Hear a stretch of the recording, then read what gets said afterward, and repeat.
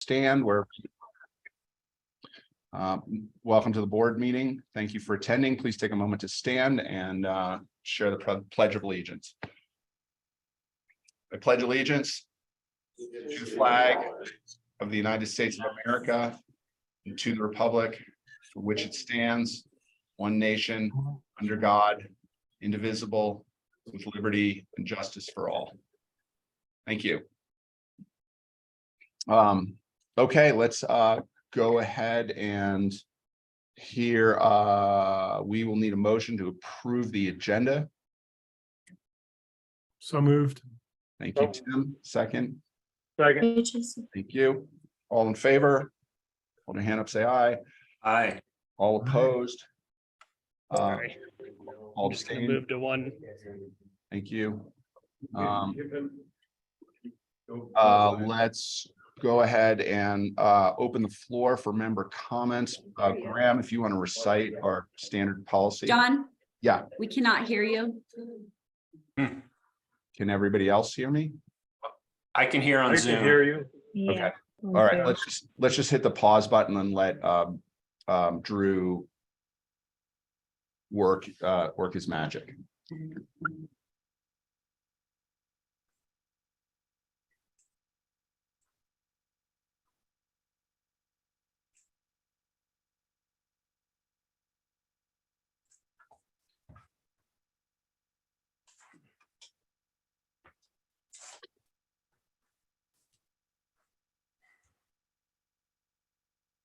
Why can't I even hear him through the Zoom though? Because I disconnected this. Even mine though? You Mine's turn up good. your volume. You don't hear me. Jessica, we can hear you. Oh, good. Okay, does that sound better? We can hear you fine. Well, better. Yeah. Okay, Can you hear us? yes. Okay. You want another couple minutes or you guys want to roll forward?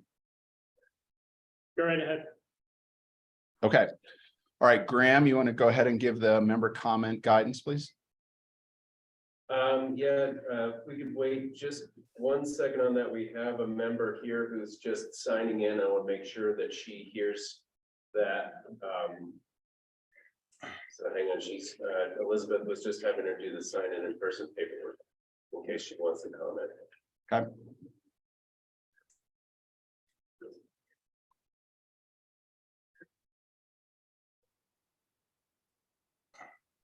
So for those in person and virtually, we've reached the member comments and concerns portion. I'm going to quickly read over our rules regarding that. The board encourages comments about the cooperative from its members. The board asks that each participant's comments pertain to cooperative business. Those wanting to address the board during the public comment period are granted 5 minutes to address their topics. Lengthy comments to the board should be submitted in writing. Formal complaints must be filed in writing and submitted in compliance with applicable board policy. Comments from the public will be directed to the entire board and not to any individual. No personal attacks shall be allowed. Failure to follow these comments may cause the public comment period to be terminated. Copies of our cooperative policies and procedures on public comment and filing complaints are available on the cooperative website. Thank you. Terrific. Thank you. Okay, public comments.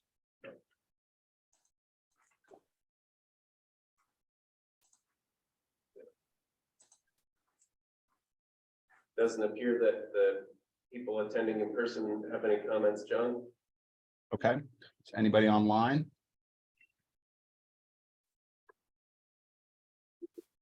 Okay, with nothing else from the public, we'll go ahead and close comments. And we have a list of consent board items. As usual, if somebody wants to pull something out, please go ahead and raise your hand and let us know. We'll handle it separately. Okay. I move to approve the consent board items. Okay, John Lee first. Second. Thank you, Kohler. All in favor? Your hand up, say aye. All Aye. opposed? Aye. Okay, all abstained. Thank you. Until Kirsten's- All right, consent board items move forward. Okay, Hey, John? yes. Kirsten appeared to be frozen here. I don't know if That's your background? Yeah, Okay, so, we just need her vote. yeah. Kirsten, would you be able to unmute and vote? Aye. Thank you. Terrific. Okay, so let's, for those of you that weren't there for the preview, we're gonna try something new. All speakers get a walkout song. So, Jessica, you are up with the CEO. Okay. Drew,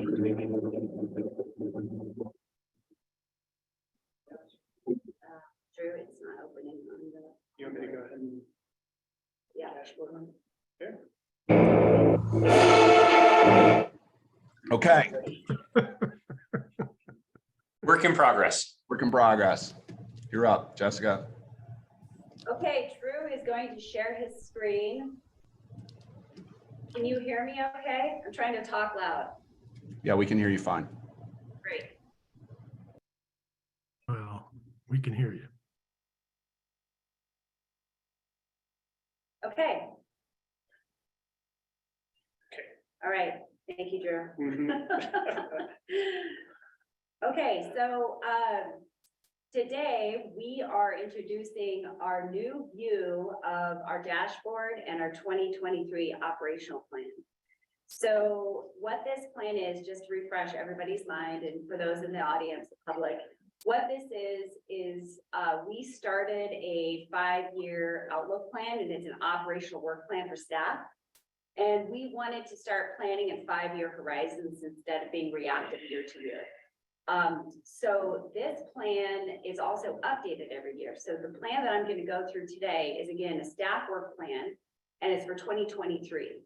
Now, what we also wanted to do, though, is we wanted to marry this up to the dashboard that we present on a monthly basis to the board, reporting on the items that we are implementing in 2023.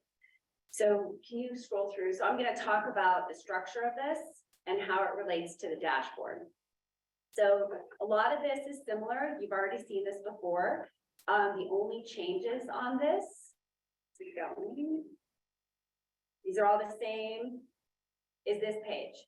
So what we wanted to, and actually this page was in there before, but we wanted to add more context. So what this dashboard and this operational plan are trying to achieve is, number one, taking the foundation, which is on the bottom of this pyramid, which is set by the board. So the board sets our vision, mission, strategic goal, strategic initiatives, board policies, and approved budgets.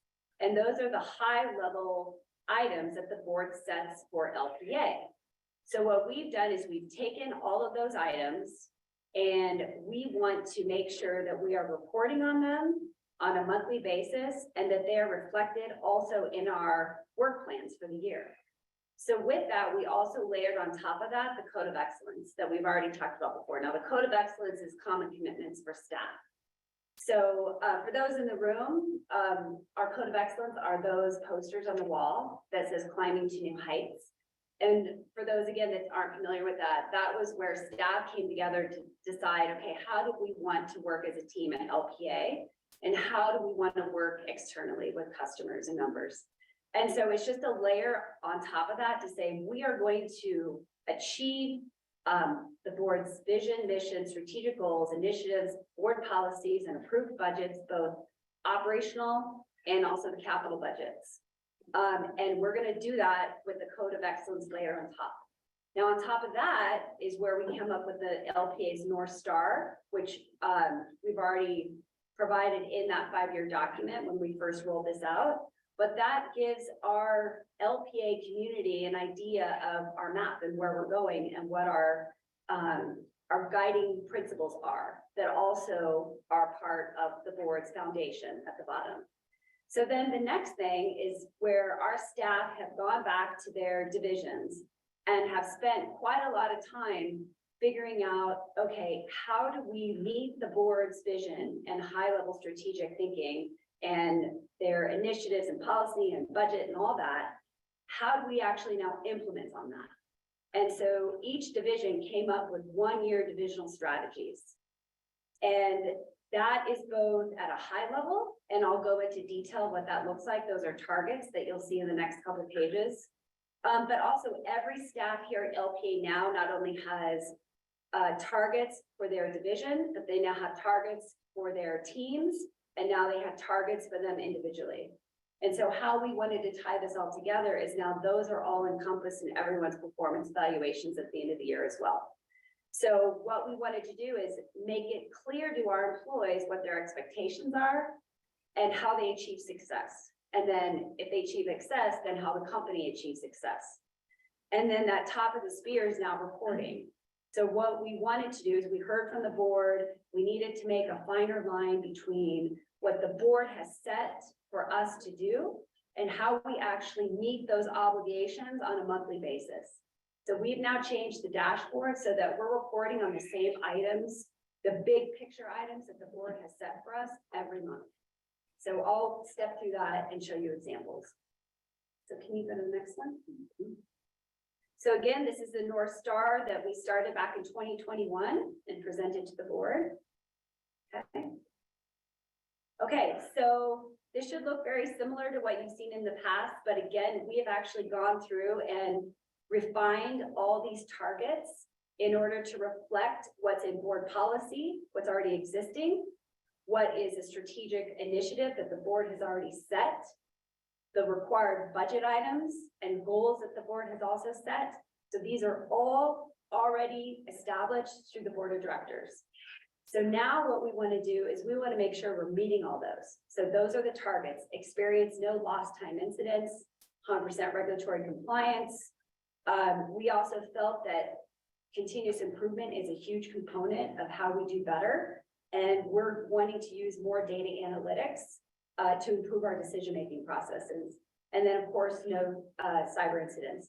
Now those key initiatives on the right, those are just examples. It's not an exhaustive list. Those are more of the high level initiatives that we are doing, but there's hundreds of these that each division at LPA are working on to implement. And what we're going to do for the dashboards every month is we're going to be reporting on these initiatives that we're making progress on that are meeting the targets. Okay, next page.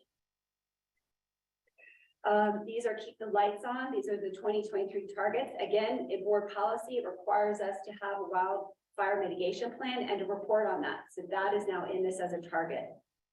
Also, you've approved our 2023 budget capital projects. We are now going to give monthly updates on how we're achieving those capital budget projects. We also have these reliability metrics, SAIDI, SAFE, and AC. Those are also, we're going to report on those targets. While we used to always give check marks or exclamation points or X's, depending on how we're achieving those, now we're actually going to give information about how we are meeting those, giving more details. Okay. This one is our strategic initiative that the board passed. We're on our wall in the boardroom. It talks about LPA will strive to reduce its carbon footprint by 50% from 2018 levels by year 2030, while keeping members' cost of electricity lower than 70% of Colorado cooperative peers. Part of that strategy was re-looking at the tri-state contract. So we are going to give updates on a monthly basis, which we have been doing anyway, but we're going to be more methodical on this in regards to the three-pronged strategy. And then also we're going to be giving more frequent updates on how we're pursuing local clean power projects. Now, many of the three-pronged strategy updates dealing with tri-state have to be an executive session, and that's because we are currently in litigation and there's legal strategy for that. Rachel, did you have a question? Yeah, I was curious, I think we've talked about this over time and I know there's a lot at play and a lot of moving parts with this, but do we have any sort of quantitative tracking or reporting system or metric in which we are able to quantify emissions and any changes in that from baseline? Yes. So Oh. So Dan has developed, and Dan, maybe you want to talk about this, but every year Tri-State sends us their emission profile, is that right, in the spring? And so we are able to quantify it, and he has done work that actually we just shared with all the other co-ops about a month ago. in regards to carbon content per, what would you say, equipment or resource, energy resource? Right, it's addressing the goal directly, showing what percent of our carbon content relative to our footprint in 2018. 2018. 2018. So we will be able to share that. Is that typically we share it once a year because Tri-State only gives us their accounting. Right, once a their year. emissions We'll be factors able to share that in June. in June. Okay, thank you. Okay, next one. This is our North Star, be a trusted community partner, and this is a lot where we work with Hillary's team and the folks that are on the ground closest to our members right now, and really worked with that group to identify how do we become a trusted community partner. And there's, again, back to your question, Rachel, about how do you quantify this? How can we see achievement? And what we found is that we do conduct these surveys every 2 years. So we are going to use a survey to survey your improvement of overall member satisfaction to understand if we're meeting this goal, this target. In addition to that, in our surveys that we already send out to the community, they've identified that they want increased self-service and communication options because we have a different demographic of members coming into our community. They're younger, they don't want email. Well, they want email, they don't want to talk to live people, they want texting. And so that's going to be a big initiative this year, is really working to meet the needs of all of our members at all demographics. And then definitely what we've heard as well is we need to create more training and education programs for key stakeholders, which includes contractors. I think a lot of us have felt the pain recently of trying to get hot water heaters, heat pumps, solar, all of that installed because we have a limited base of contractors. So we feel that it is helpful to our membership and to us if we increase our education in that regard. Okay, next slide. Now, what we've also done is instead of creating two different PowerPoint presentations between my dashboard and Carl's financial, is now we've brought them all into one dashboard. And it makes sense because when we started thinking about, okay, how do we maintain strong financial health and how do you quantify it? Well, the board's already set targets for us. And so these are the targets. We didn't want to make up anything else because the board has already given us guidance of what they want to see. And so that is included now all within the dashboard. And what Carl is now going to do is he's going to, and you'll see later, he's going to identify, okay, why do we look at an operating margin? Why does it look good this month? Why is it down? What's with equity percentage? He's actually going to give more descriptors, more details about why we're meeting the targets, or maybe why we're not meeting the targets. And so you'll see that within the overall dashboard every month. Okay. Prepare for the future. So again, this is one of the board's strategic initiatives that you have all set for us, and it's develop partnerships to achieve the board's broadband goal. So we are going to be meticulous about reporting on that every month. We may not have, just to let everybody know, we may not have updates every month. So there may be some times where it says we have nothing new to report this month, but we want to make sure that we are reporting progress on these items. The other one, preparing for the future, is we want to control 3,000 kilowatts of distributed energy resources this year.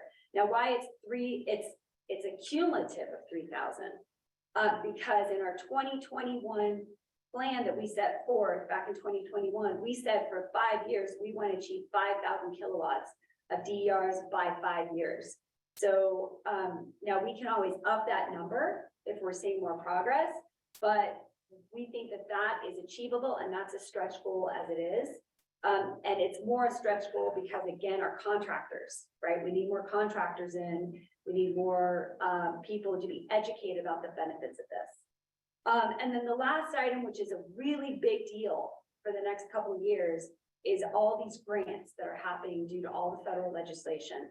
So now we are putting in the dashboard a standing item that talks about how many grants we've applied for, what we won, what we lost, and why we won and why we've lost, so that the board understands specifically what we're going after and what it entails and how much money it is. Okay. So that is the dashboard. And I also wanted to mention that this summer, I've been You're breaking up. Can't hear you. this summer. Yeah, we're losing. They'll come in this summer and we'll spend half a day about the risks and what we're facing in the next few years. So depending on also what comes out of that, we can refine our targets, and look at our operational plan then. Kirsten, did you have a question? Yeah, I sure did. I wanted you to get through your initiatives before I ask questions on the initiatives. Is it okay if I ask a question? Two questions on your initiatives? I'm going to assume you said yes.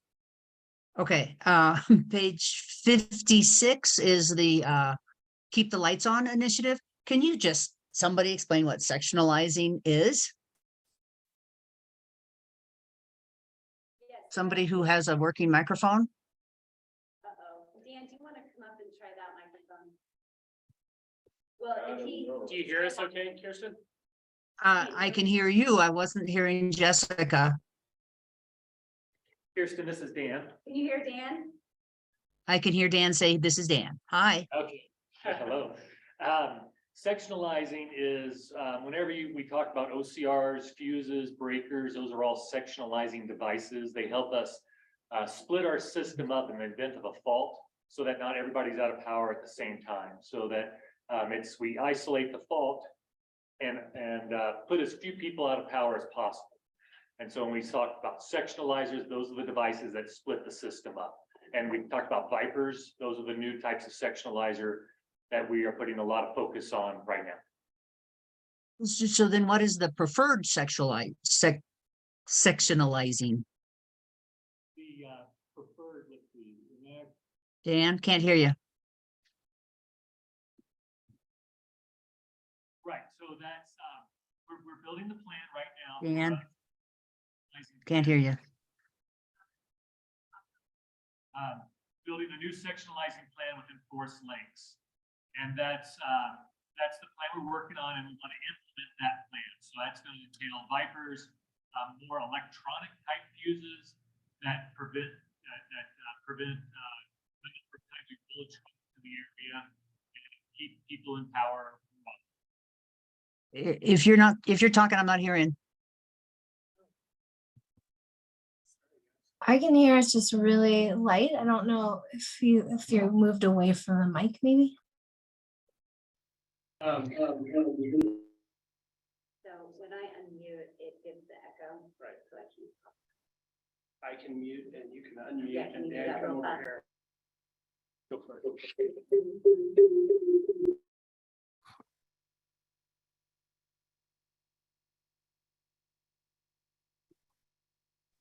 Okay, so can you hear me okay? Or is it an echo? There's an echo.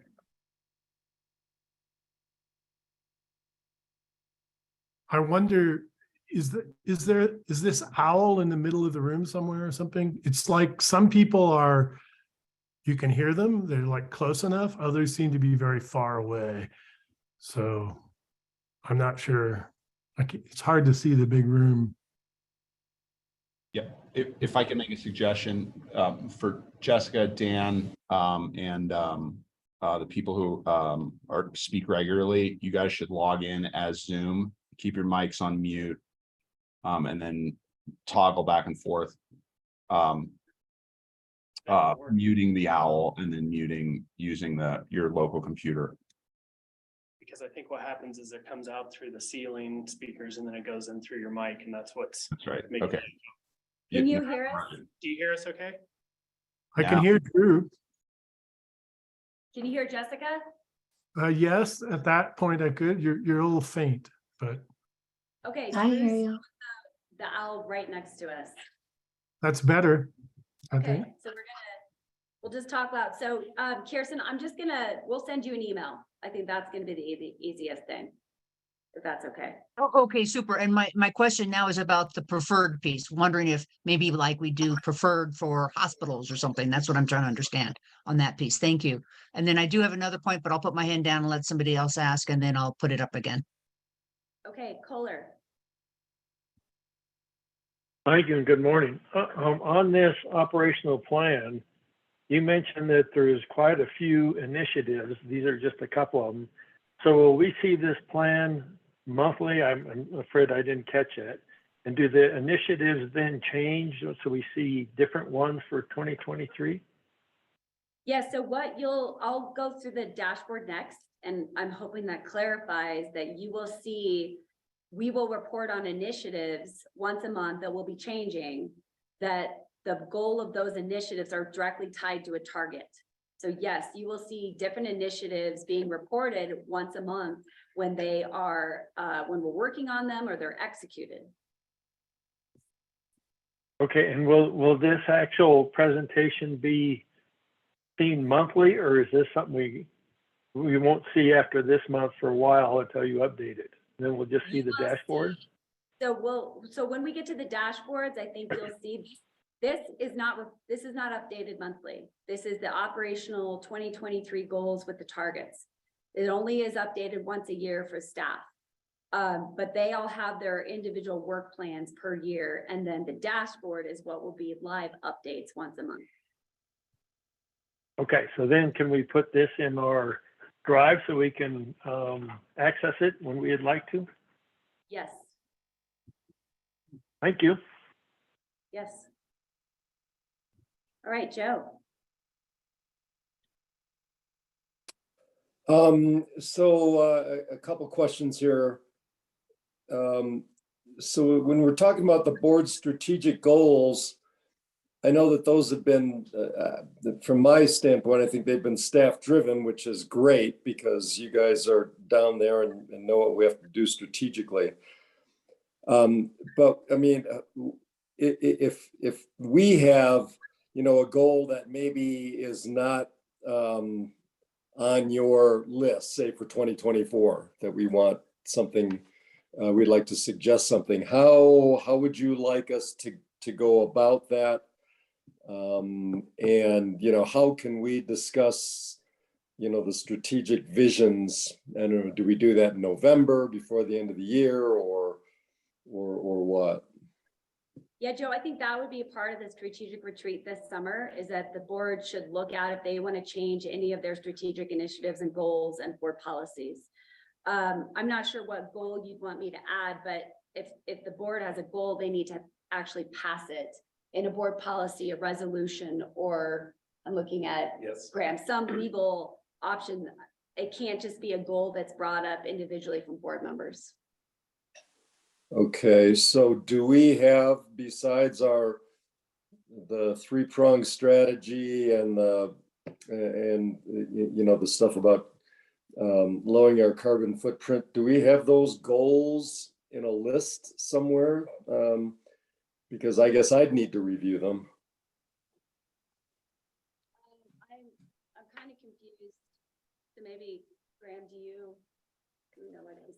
We have the two strategic initiatives. It's the broadband strategic initiative, and I'm looking up at the board, and then the carbon one with the rates.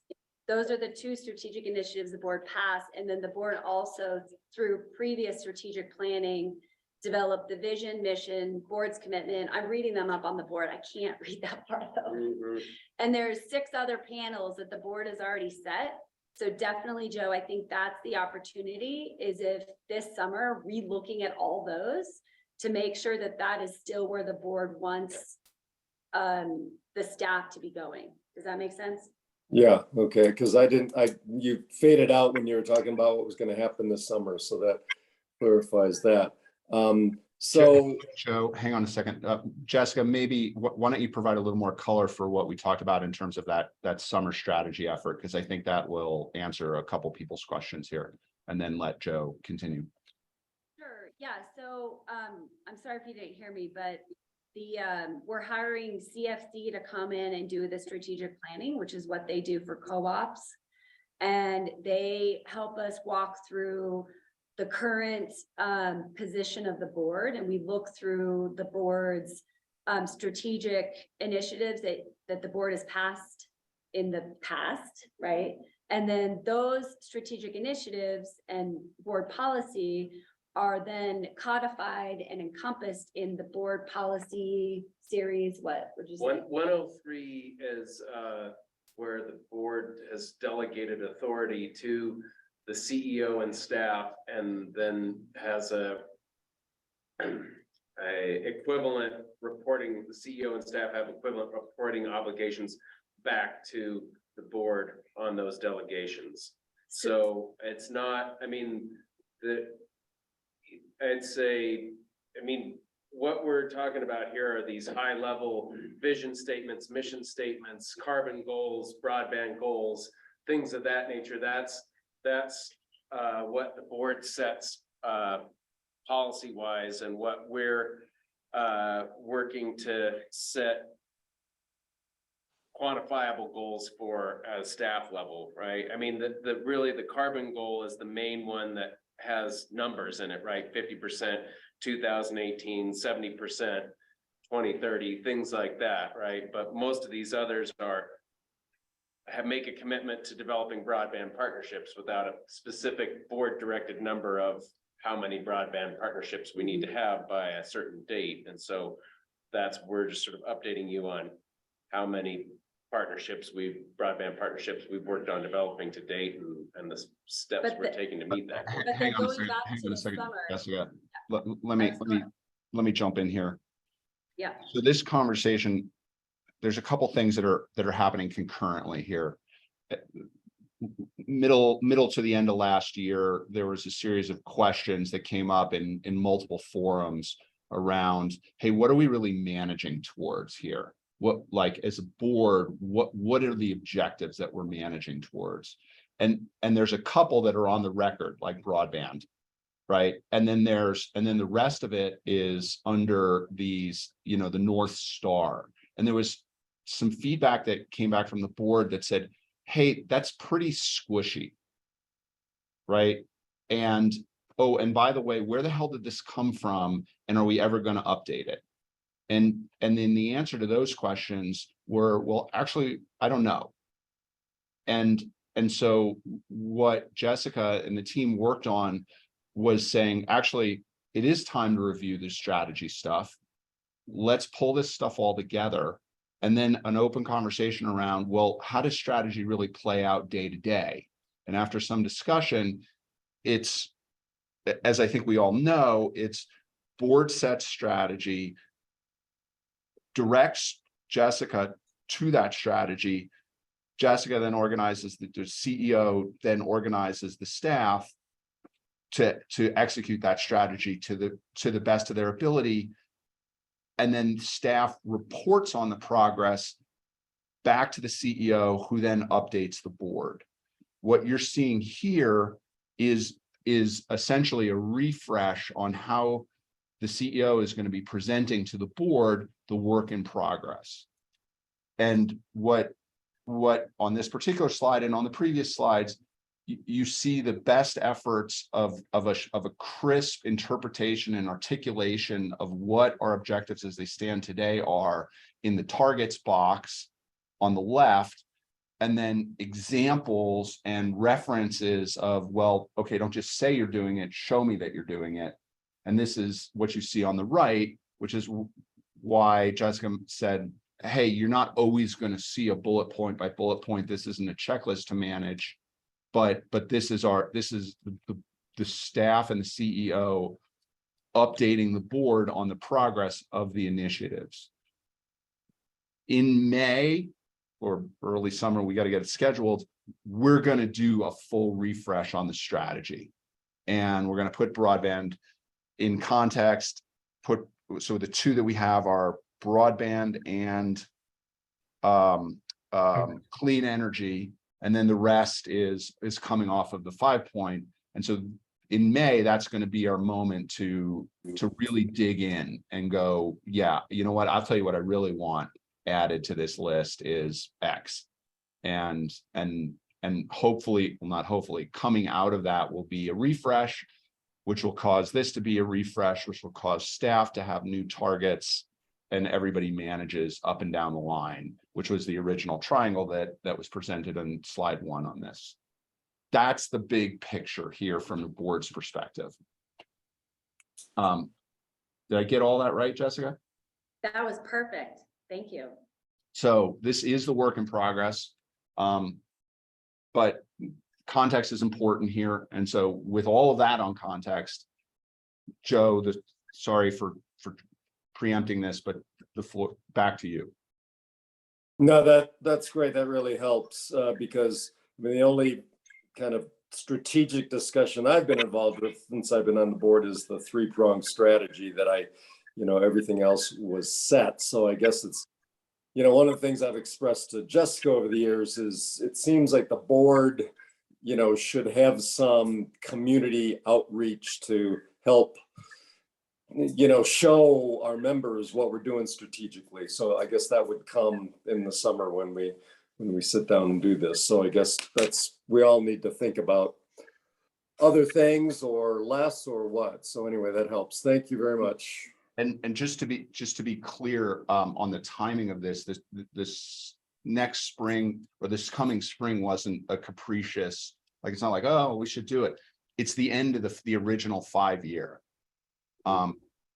So we're on cycle.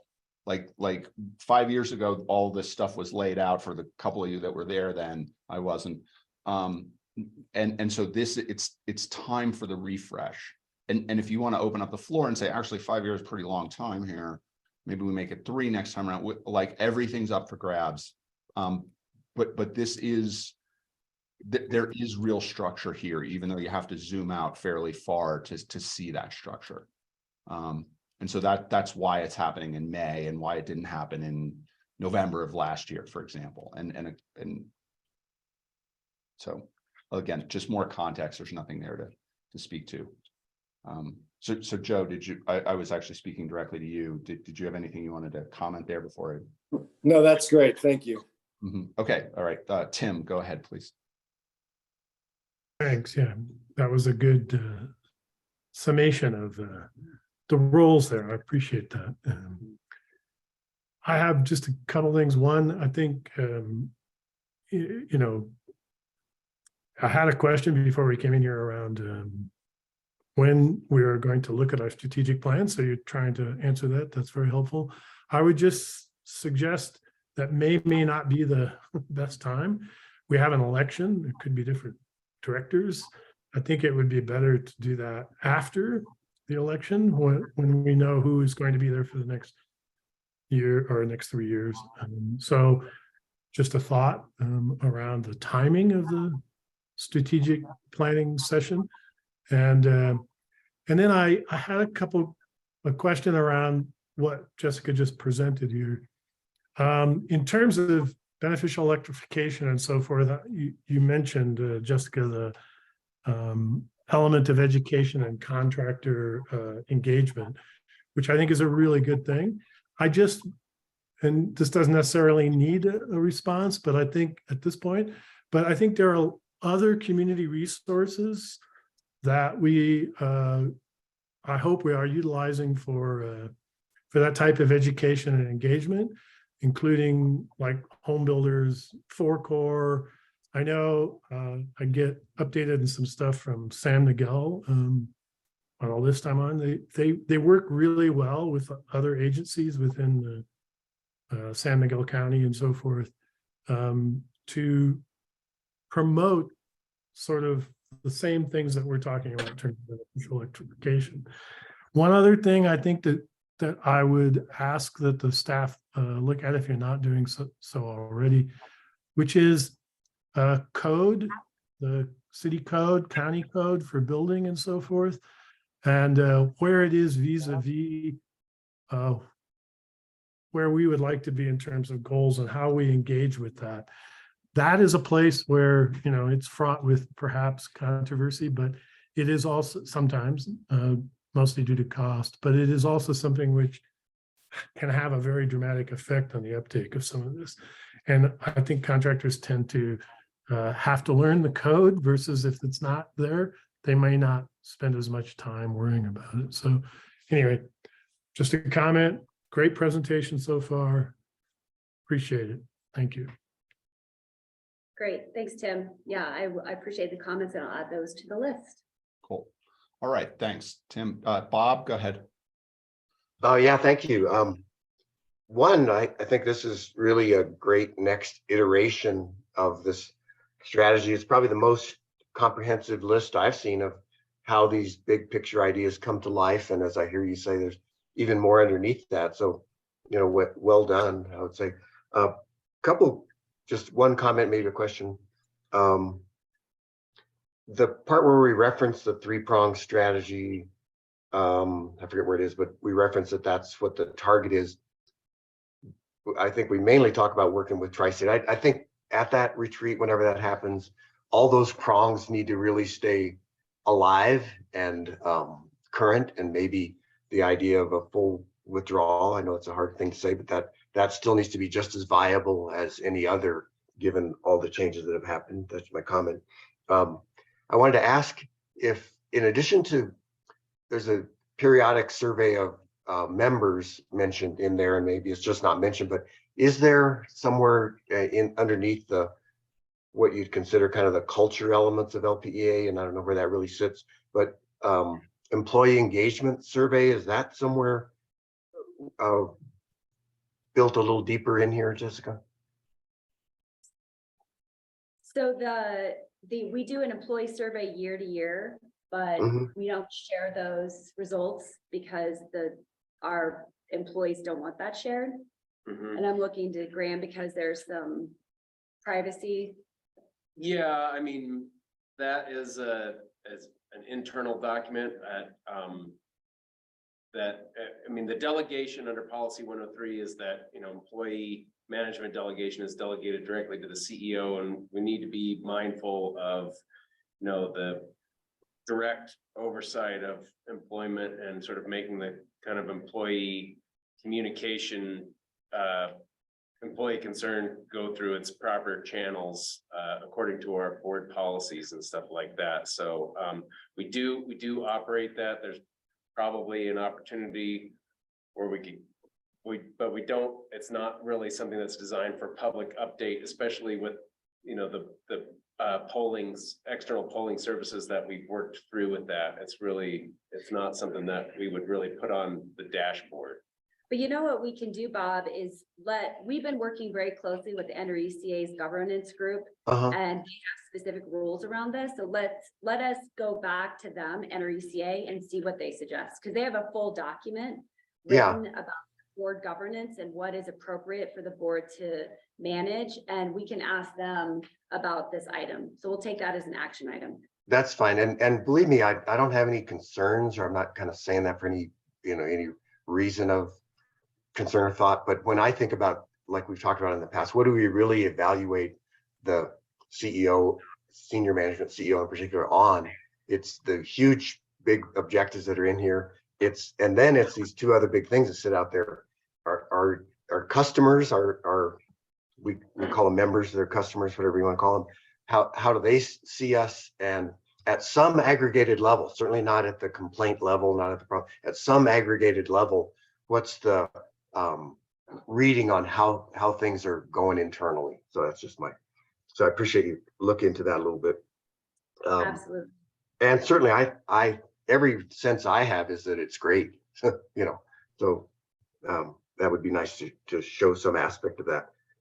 One quick question while I've still got the mic here. A cool sounding word I hadn't remembered too much before is having an energy storage time of day rate. Tell me a little, just what's that? Something about when people have a battery and they put some juice in it and send it back later, we might compensate that, or how does that work? I'll have Dan's gonna run up here and talk to that.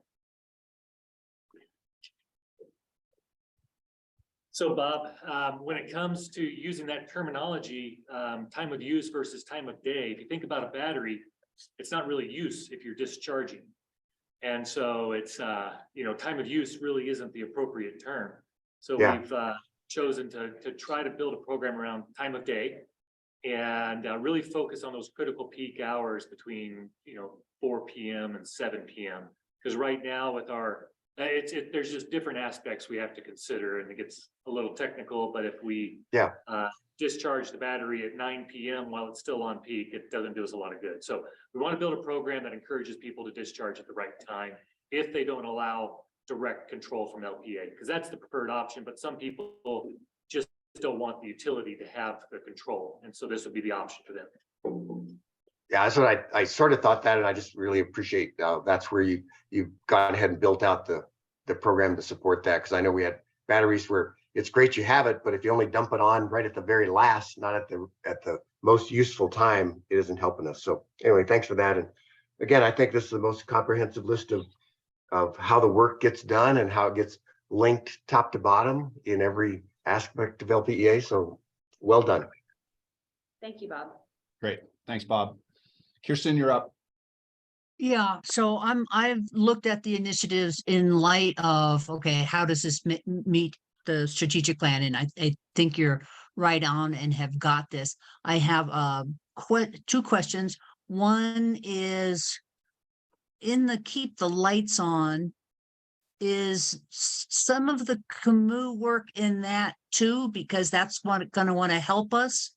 Or is the Camus work all under, I guess it fits a lot of places, but is it under just the DER bits of this?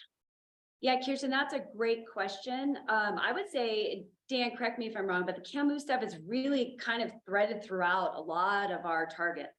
And one of those is actually a question you brought up recently, is that they're able to look at our data. So part of that data analytics target was actually using the Camus data that we're getting from them about, are there feeders along the system that have too much load on them?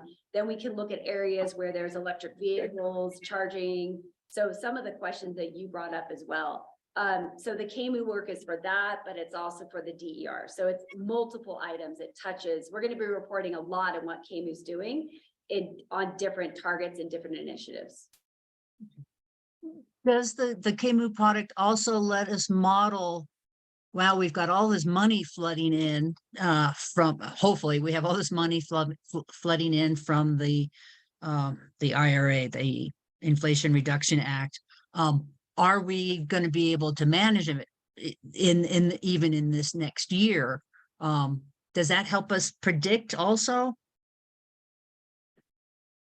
So are you suggesting the Camus data is predicting some of the work that we'll do to implement if we win the grants? Is that what your question was? No, well, no, more what I'm thinking is, I think we can anticipate a lot more people might be buying electric cars, and a lot more people might be doing things that we may not have expected it to happen this fast.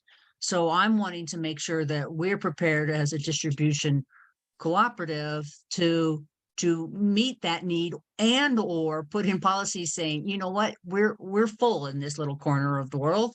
We need to slow down here. You can get your whatever in 6 months. And I don't know what the whatever is. I'm ignorant in that department, but the idea of and we're hearing this much more on the transmission level is, we're not quite ready for this, and the transmission level, it's coming too fast. We need to build transmission faster.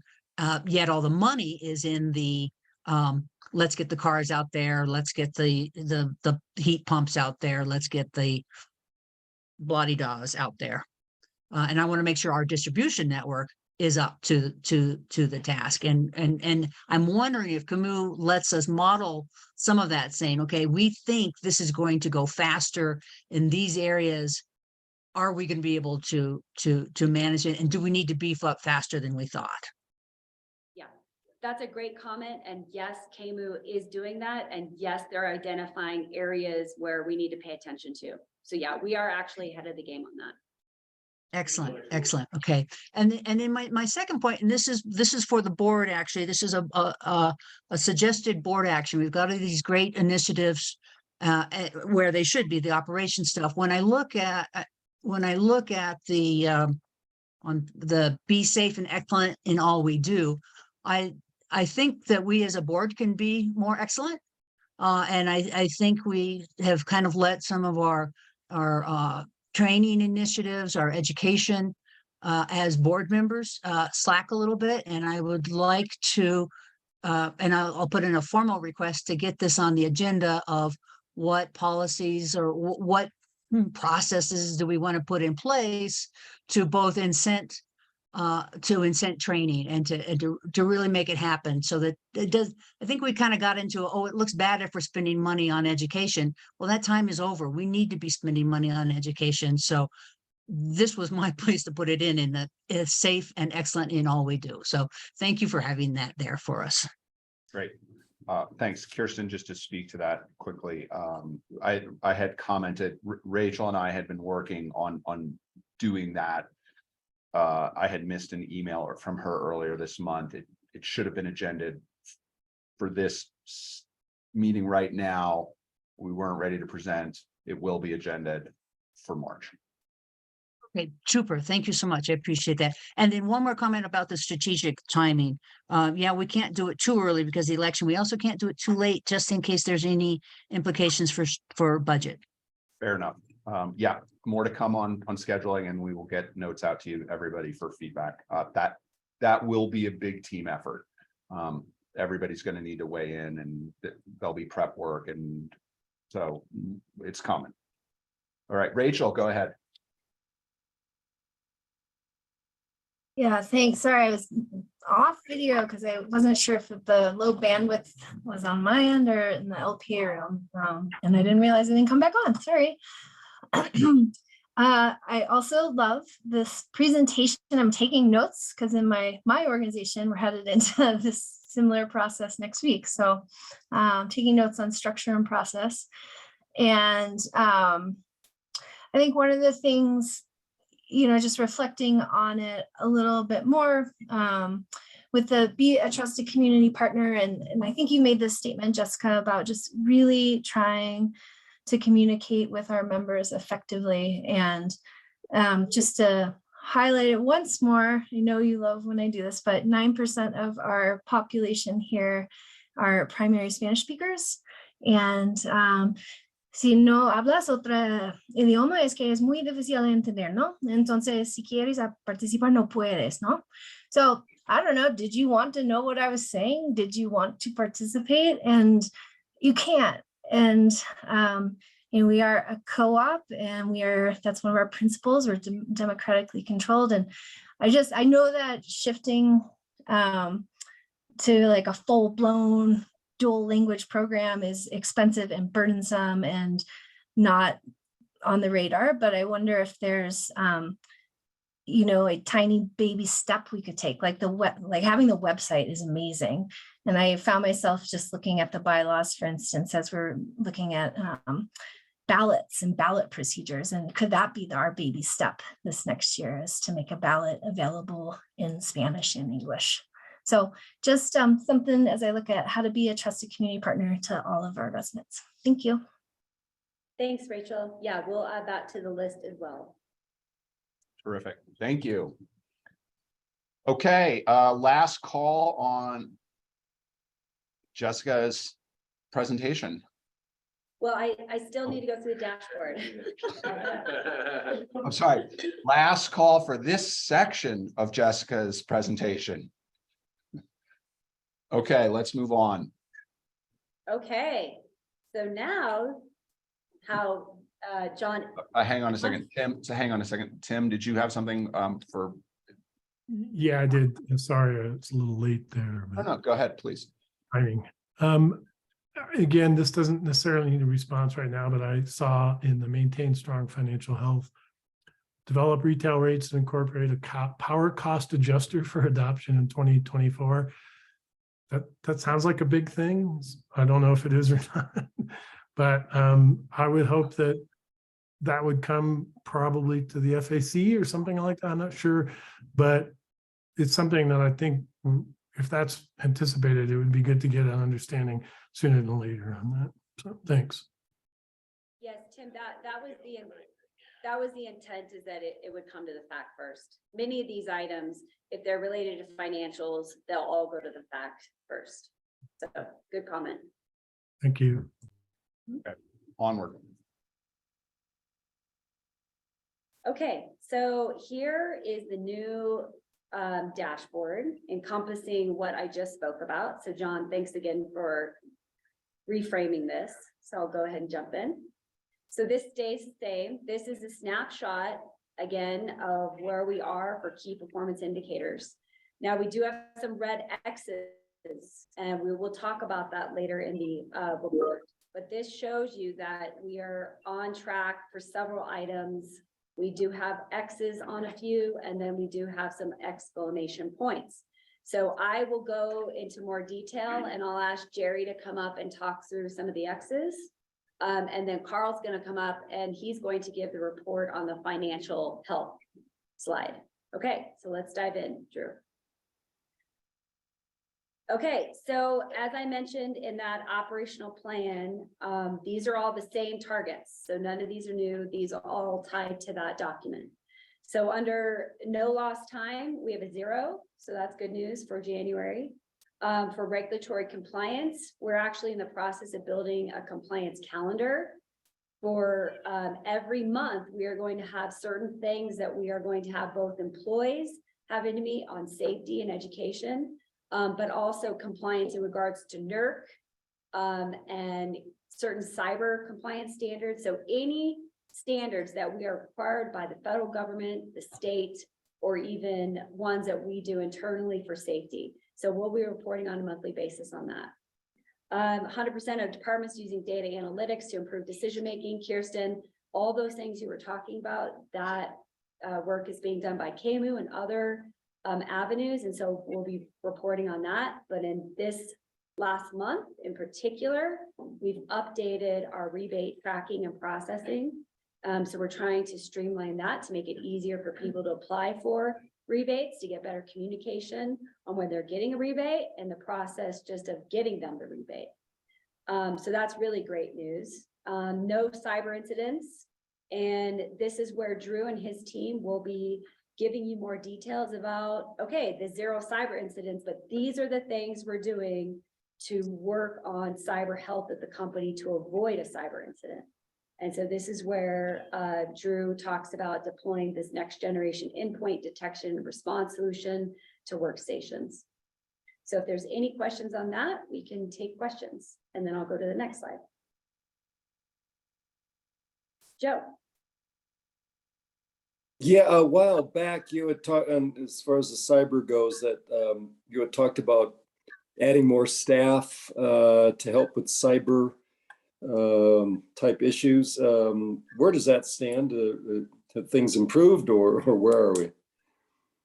So we did not add a cyber expert because that would be approved through the budget. And so what we're doing this year, though, is that Drew has added 1 new staff, more in regards to working on kind of the backroom work. But I'm looking at Drew, he's right next to me, but he's also doing more education for his staff on cyber. So he's getting his team more educated on cyber. Supplementing with some consulting as well. And supplementing with some consulting. Now, part of the reporting on the targets, you're going to see these are many of the actions that were recommended or added in our cyber strategic planning document. Does that help, Joe? Yeah, and so it sounds like we're not going to have to hire a cyber chief or whoever that person was. Is that correct? Well, that for this year, we're not going to, but it could be a potential in the future, depending on Drew's going to look at workflow. You know, we are becoming more tech savvy. Things are being done through technology more so than ever. And so it could be a factor that we are going to have to hire somebody if we're seeing these threats continue to come in. And as we know it, they are increasing, right? So it's not just these balloons that are flying. these other nation states are starting to increase their cyber attacks. So we'll keep you updated, but Joe, it'll definitely come to the board in the form of a budget request. Yeah, great, thank you. Okay, next slide. Keep the lights on. So again, comply with LPA's wildfire mitigation plan. This is where Jerry and Dan and their teams will report on what we've done each month that are encompassed in that plan. And the crews did change out 13 reject poles. We continue to do raptor protection. I guess you didn't install 8 primary dips, but did you replace them? And then their tree trimming is still pretty aggressive. As everybody know, we put in a lot of money for that recently this year to really hit that hard. And that we will talk more about when we talk about our reliability metrics. And then the other thing is we'd like to complete the 2023 budgeted capital projects. Now that one is going to be tricky. We don't always meet the capital projects every year. In fact, I don't know if there was ever a time, and I'm looking at Dan, where they've actually met all the projects budgeted. And the only reason is because it's due to weather, or once you start digging in the ground, sometimes you find rock. There's all these variables, supply chain, but we feel that with the timing and with the manpower that we have, or person power that we have, we can meet our 2023 budgeted capital projects, but that could slide depending on the weather and all these things going on. So with that though, we are going to report items, big ticket items that we are completing every month for the capital plan. And then the next one is achieve safety and AC targets. So I'm going to have Jerry speak to some of these items. Now in the appendix, you'll see that our numbers were getting better, and then all of a sudden they went right back up. And so for us, that is concerning. That's an X. We are way outside of our numbers. But Jerry's going to give some discussion around that. So Jerry. So this month, the numbers really spiked up. We had on New Year's Day, our only recorded major event day. And this is kind of a catch-22. We had 3 storms after that created multiple outages, and they were primarily due to snow unloading off the lines, slapping the lines together, and opening fuses or OCRs. The crews worked so efficiently during those storms that they weren't classified as a major event day, but because of their efficiency, the duration number went way up since major event days are not included in these numbers. So it's kind of a catch-22, but it also shows that our crews are working super efficient. And the big thing is they're working safe. 0 lost time incidents or accidents through these storms is always a huge plus. We are going to really research where our outages are occurring more than one time, more than 2 times, multiple times during storms, where we're making multiple trips. This isn't going to be an overnight fix. There's going to be a lot of research and design with our engineering group to ensure that our coordination is going to work with any changes that we implement on our existing system. And it's like I said, it's not going to be an overnight fix, because we want our system, we want to improve it and not create more problems. We are going to continue our maintenance and see where we can make changes to our infrastructure to try and reduce some of these outages. Storms bring outages, and it is something that we are continually looking to improve. Do you want to mention though that these storms were not as a result the outages of tree limbs? Correct. Which is in the past, but it's a testament to how much we're doing on tree trimming. Yep. And, since it was mainly due to line slapping together, we are looking into ways that we can prevent that. A bunch of our construction standards have changed in the past 10, 15 years, where we are insetting more poles for shorter span lengths, The long span lengths with some of our older infrastructure are really what caused the lines to slap together. There's more bag in the lines, and more bag means it's more susceptible to slapping together, and causing outages. So we're looking at all sorts of different ways to prevent these outages in the future. Thanks. Yep. All right, Kirsten. Yeah, I'll take crew efficiency over missing targets any day. So thank you for doing that. And I also appreciate that you're using this information to improve rather than just saying, yeah, we missed it. Improving is great. I have a question, and this is board member education, please. Under the complete the 2023 budgeted capital projects, have we been calling this cable all along? Or are these wires? So the capital projects are a number of, it's anything and everything, from engineering upgrades in our substations, upgrading battery banks, all the way to cable replacements and major overhead reconductors. Yeah, Jerry, I appreciate that. I'm sorry. Let me just drill down on my question so you don't answer the universe for me. I'm not familiar with the term cable replacement. Don't we normally say line replacement, or is this new wording that I need to get used to? So cable would be underground. Underground, that's the difference. Okay. Yep. So So if it that's- says cable, I just assume it's underground? Yep. Yes. Thank you so much. And I know I interrupted you a few times. I thought you were just answering a bigger question than I was asking. Thank you so much. All right, thank you. All right, Bob. Yeah, Jerry, you guys do an amazing job. And if I get it, what you said, it's really because we're using the year-to-date number that is just January is the reason it's got a big X by it. Because if we use the rolling average, it's not nearly so significant, more like in the sevens or something, I think. Is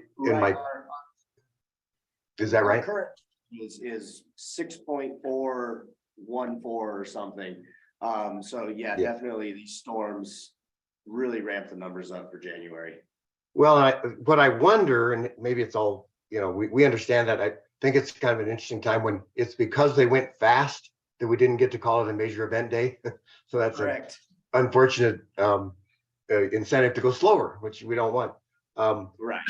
Is there any thought ever that on this dashboard we might just report the rolling average instead of the year to date as a more accurate reflection of the real past that members are experiencing? I think it really helps us as a operations group to see, we look at both of them, of course, but it helps us to report the monthly. It's just a discretionary thing. I think you, as a leadership team, could decide whether that's really is year to date once it's skewed so much by individual months, or is a rolling average really more reflective. And I know you use both in managing your crews, so it's kind of an academic matter in one sense, other than you don't want the rolling average constantly staying above the goal. So nice job, and appreciate how hard you guys work to keep the lights on out there. Thank you.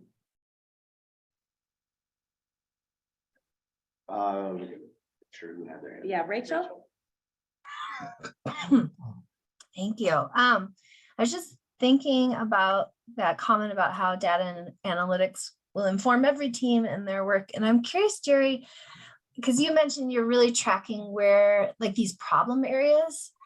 And I also remember, I think in some capital requests or something, there were a bunch of iPads with GPS or something with GPS. Do you all have like mapping data that you can query that'll just start to flash at you of where incidents problem areas are? So we have a fantastic program that it separates out every single outage into a certain category. And then we can go back and look at which circuits we're seeing these issues, substation circuits. And so that's where we're starting. With these last storms, we've been able to pinpoint some problem areas, and we currently have them in the engineering group's hands. It's not as easy as I was hoping due to the coordination issues. It's very difficult to throw say an oil circuit reclosure OCR up and where I thought it would be possible because it won't coordinate with the rest of the line, which will create ultimately more issues and more outages. So it's the research and the coordination investigation part it's very, very in-depth and it takes some time. Awesome. Thanks for kind of highlighting that. Okay, Ted. Thank you. So I want to tag on a little bit to what Bob brought up, and it's really kind of related, you know, more to the dashboard than it is specifically to, you know, the Sadie Safety. I believe from what I'm seeing and hearing that we are doing an excellent job in quote unquote keeping the lights on. At the same time, every month we see you know, either the exclamation points or the red X's in those dashboard items. I super appreciate that when we see the red X's that we get a pretty thorough follow-up and here's where the problems were and here's why they happened. It tends to be the case, as it was today, that there's a little bit of talking around the statistics. Well, this is you know, specifically this idea that we did such a good job in keeping the outage short that it didn't show up as or it didn't, you know, filter itself out of the statistics, right? So and we had a similar problem to this in a finance metric, you know, 6 or 9 months ago, where we kept seeing the exclamation point in the dashboard, and you know, every month we said it's not really a problem, you know, here's the talk around. And what we ended up doing was changing the metric for the dashboard, and the board agreed to it. It made perfect sense. We were then measuring exactly what we thought we should be measuring to, and I'm concerned not at all that we're doing a great job here, but I'm concerned that if we keep seeing something other than a green check on the dashboard, that we become somewhat numb to the red and the yellow. And so I would just really suggest that we dig in a little bit and we think about, you know, kind of like Bob said about is year to date or rolling average or whatever, are we measuring exactly what we want to compare ourselves to? And once we do that, you know, that really needs to be in the green almost all the time. You know, or we have a bad goal, or that's my opinion. So I'm a proponent for kind of re-looking at how we put the check boxes on the dashboard.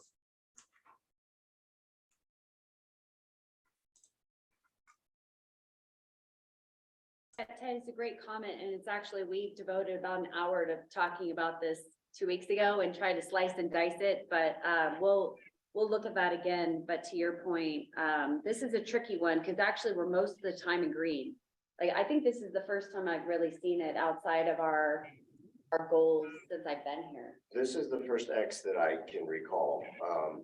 It's really more of a reflection of the weather than it is our. Dan, they can't hear you when you're back there. Okay. Dan was just saying it's more of a reflection of the weather than anything. But Ted, your point is right on target. It's this one's a tricky one. So we'll go back and look through this. But for us, an X wasn't this. Again, this is the first time I've seen an X in 3.5 years of being here because it's outside of our goals. But it's also because we were hit with some pretty significant storms back to back, which impacted our numbers, our averages. And so that's why it brings it down, and we're trying to slice and dice it. But yeah, we keep looking at this one, and we may come back to the board and say, we'd really like to use a different metric. So more to come on that. Thank you. Super quick follow-up, if I could. You know, I appreciate that staff needs to look at a lot of metrics that are maybe different than what the board needs to look at. You know, if staff is looking at month to month or year to date, that may not be the measurement that the board wants to look at or compare to.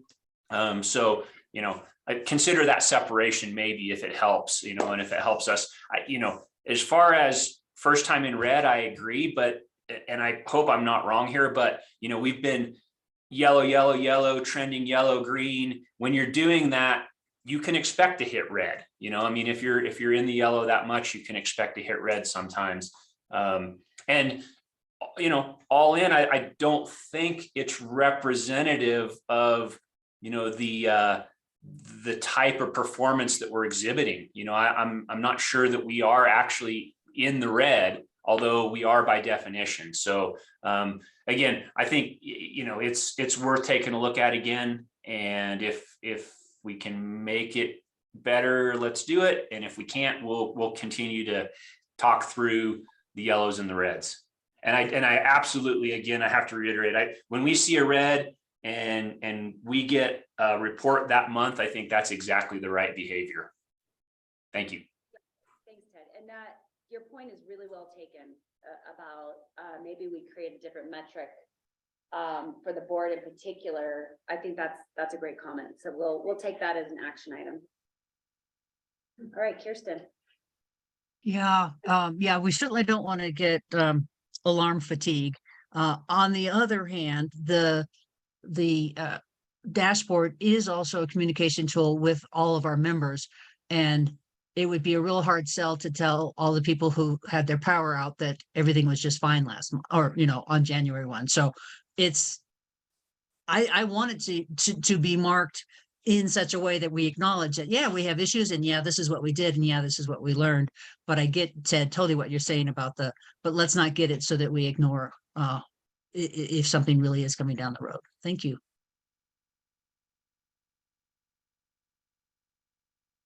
Tim, did you have a question? Someone say something? I can't hear. Yes, did you have a question, Tim? I did, the comment. Thank you. Can you hear me all right? Yep. Okay. So this is a great conversation, I think, around metrics and so forth. And,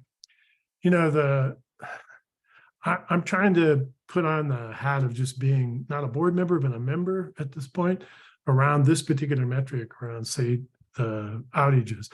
And I think this metric is great for us internally, especially for the staff that work on this. But it's always been a little puzzling to me about how representative it is of the customer experience or the member experience. And I think there's a need to say, I mean, from a member standpoint, I'm like, okay, the power went out. How long was it out, right? And what was the impact for me? And maybe that's the piece that needs to be added in there. I know there's something in there, and I can't remember if it's Safety or Sadie. There is some element of time there, but I think this is a great example of, wow, they did it so well that no one was out for more than a day. I mean, when I moved here 30 years ago, that was pretty typical. An outage would happen for a long period of time in the winter, and I don't experience that at all. So I see this improvement and trend. It's great. How do we make a customer facing and board facing that sort of really represents, okay, there was an event, whether it's weather or whether it was, pole fell down or whatever, I don't think is as relevant sometimes as it was out for so long, how many people were affected, and how well did the crews respond, So I don't know if that's a new metric or it's buried in some of these others, but it is an important element. I can tell you the last time I ran, when I was out canvassing, I had so many members that I were able to talk to that came back and said, hey, there's not a problem. You guys have been running this co-op really well, that the power hardly ever goes out. Of course, those were some mild winters, thankfully. But I think that's, it really brought home to me, this is a really key metric for our customers and members, and how we get that right will be, could be very helpful. So thank you. Yeah, Tim, we couldn't agree more. So this is very encouraging, I think, to hear the comments, because we have been looking at this metric and feel that maybe it's not the best metric to actually tell the community and the board what's really happening. So we'll go back, We'll look at it. We've already been talking about some ideas. And so you may see something, we may try something out on you next month that's a little different. So we appreciate those comments. Thank you. Okay. Sure. Good feedback. Thank you. Onward. Okay. So, continue to make progress on LPA's three-pronged power supply strategy. Bob made a comment earlier on this. Unfortunately, we can't talk about the details in public on this. Matt Larson will join us this afternoon to give the public update.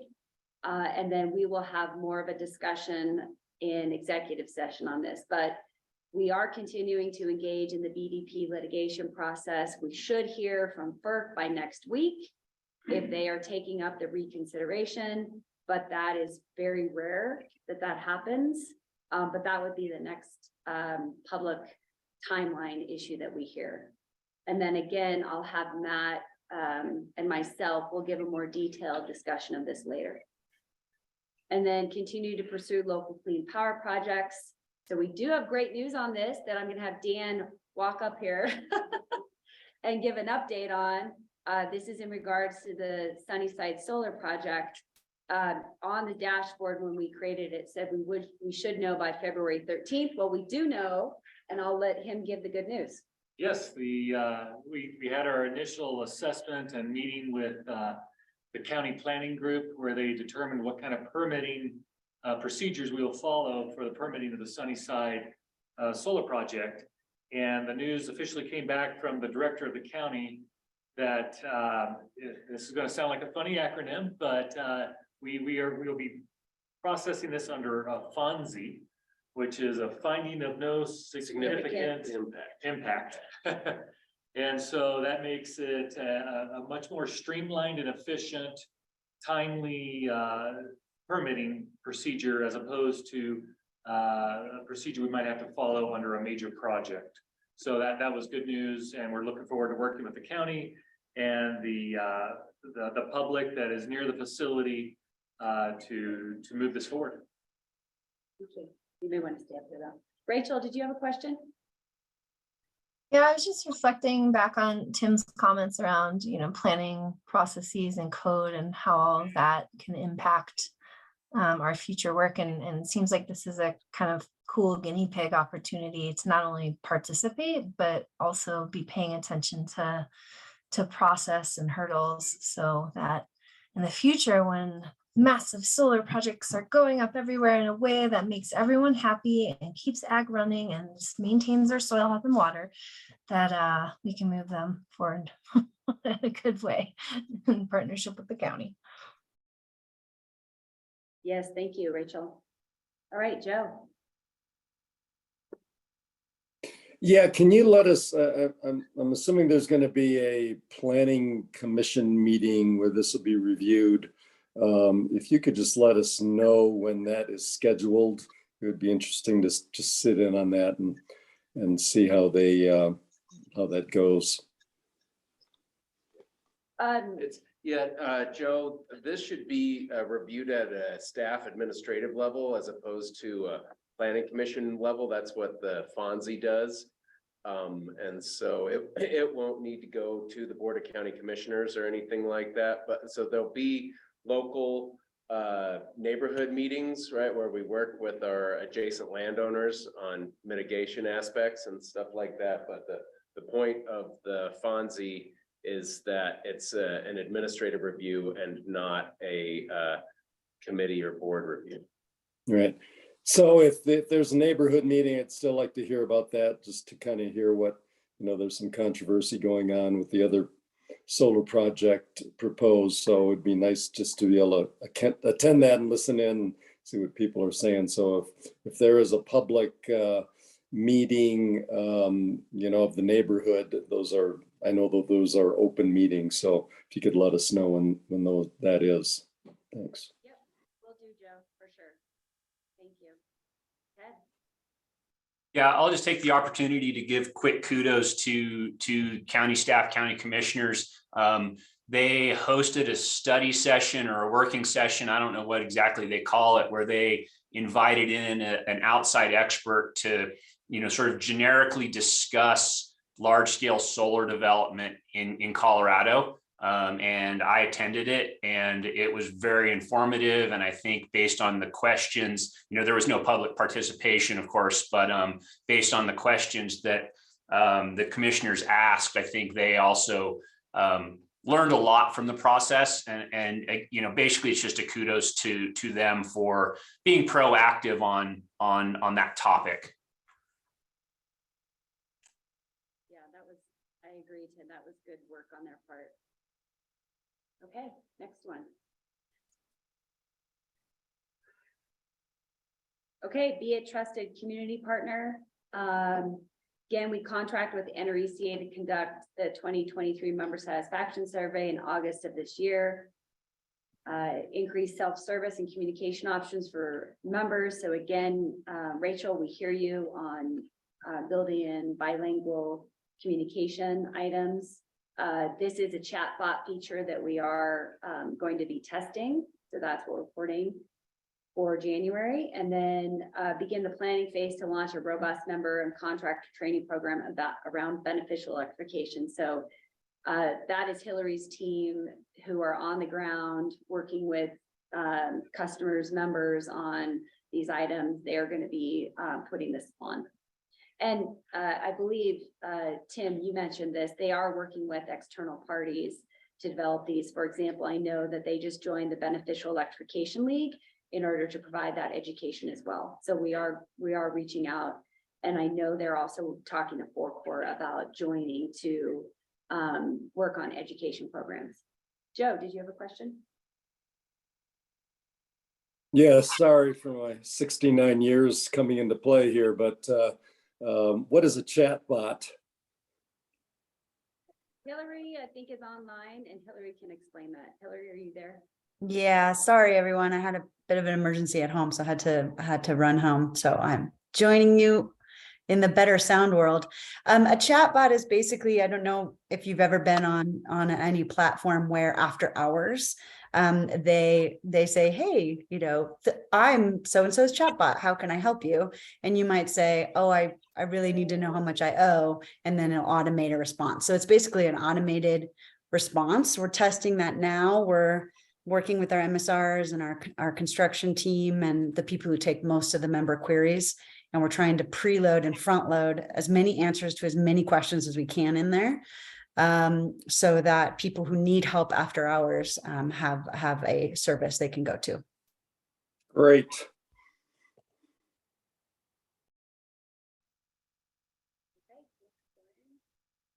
Will it write my term paper? No, but ChatGTP will. Sure will. Okay. You're probably going to get a B-, but it will do it. C's get degrees.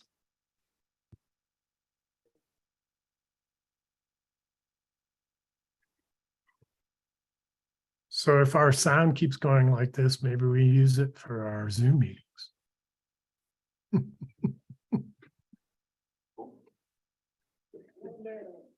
All right. Hello. Hey, I'll Carl. speak in my big boy voice, so you can hear me. So overall, it was a pretty strong set of financial results for January. Cold weather, of course, driving high sales, high margins. You'll see that we absolutely crushed our operating margin goal, but obviously as time goes by, not every month will be like January, and that will come closer to the budgeted level. I want to address the shortfall in cash, obviously. On January 31st, we made a payment of $2.5 million to CFC for our quarterly debt payment. As of today, we're actually around 15%. So Graham asked a very pertinent question: why is it an exclamation mark and not a cross? A cross would be if we were still below 12% today when I'm talking to you. This was a very brief 2 or 3 day time when we were below 12%. So I considered that, yes, it's a miss, but it was very quickly rectified. with the current climate and interest rates as they are, I'm not keen on borrowing money just to meet a metric that will be met in a couple of days. If we were back down to the 2%, then maybe that would be something we think about. But yeah, that's the reason we're about 10% when we want to be 12. If you think of our expenses are just under $100 million budgeted for the year. So think of a percentage as about $1 million. And if you take the 2.5 million that we paid on January 31st, that's what put us in that position. Expenses overall were in pretty good shape. We did actually go above our budget for labor, but only in expenses. For labor as a whole was pretty much spot on. But with the guys out there dealing with outages, that's obviously not something you capitalize, that's maintenance work. So we expensed more than we normally would. But overall, you know, I always get a little nervous when it's the first month of a new budget, but we saw it, you know, we pretty much met the marks we were expecting. So any questions on finances? Not seeing any, Jessica, are you? Nope. Okay, Drew, let's go to the next slide. Thank you, guys. Okay, prepare for the future. Oh, Tim has a question, Carl. Sorry. Go ahead, Tim. Yeah, sorry, I'm a little slow on finding the button there. In the balance sheet, what page is this? No, these aren't listed in page off onboard, by the way, for the whole packet. So let's see, I think it's 104 of 108. It's the balance sheet, comparative balance sheet. So yeah, there was a large increase in other deferred credits at the bottom of the page there. And I was just curious, well, I can't recall what deferred credits are exactly, which are shame on the me. rig stabilization fund lives in there, Tim. So where we beefed that up to 7 million at the end of last year, that's really the big ticket there. Okay, so that's the increase in the, yeah, okay, got it, thanks. No problem. Ollie?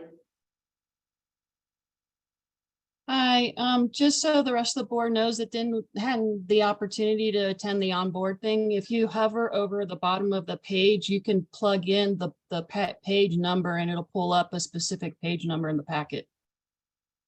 It might be helpful for you guys to know that.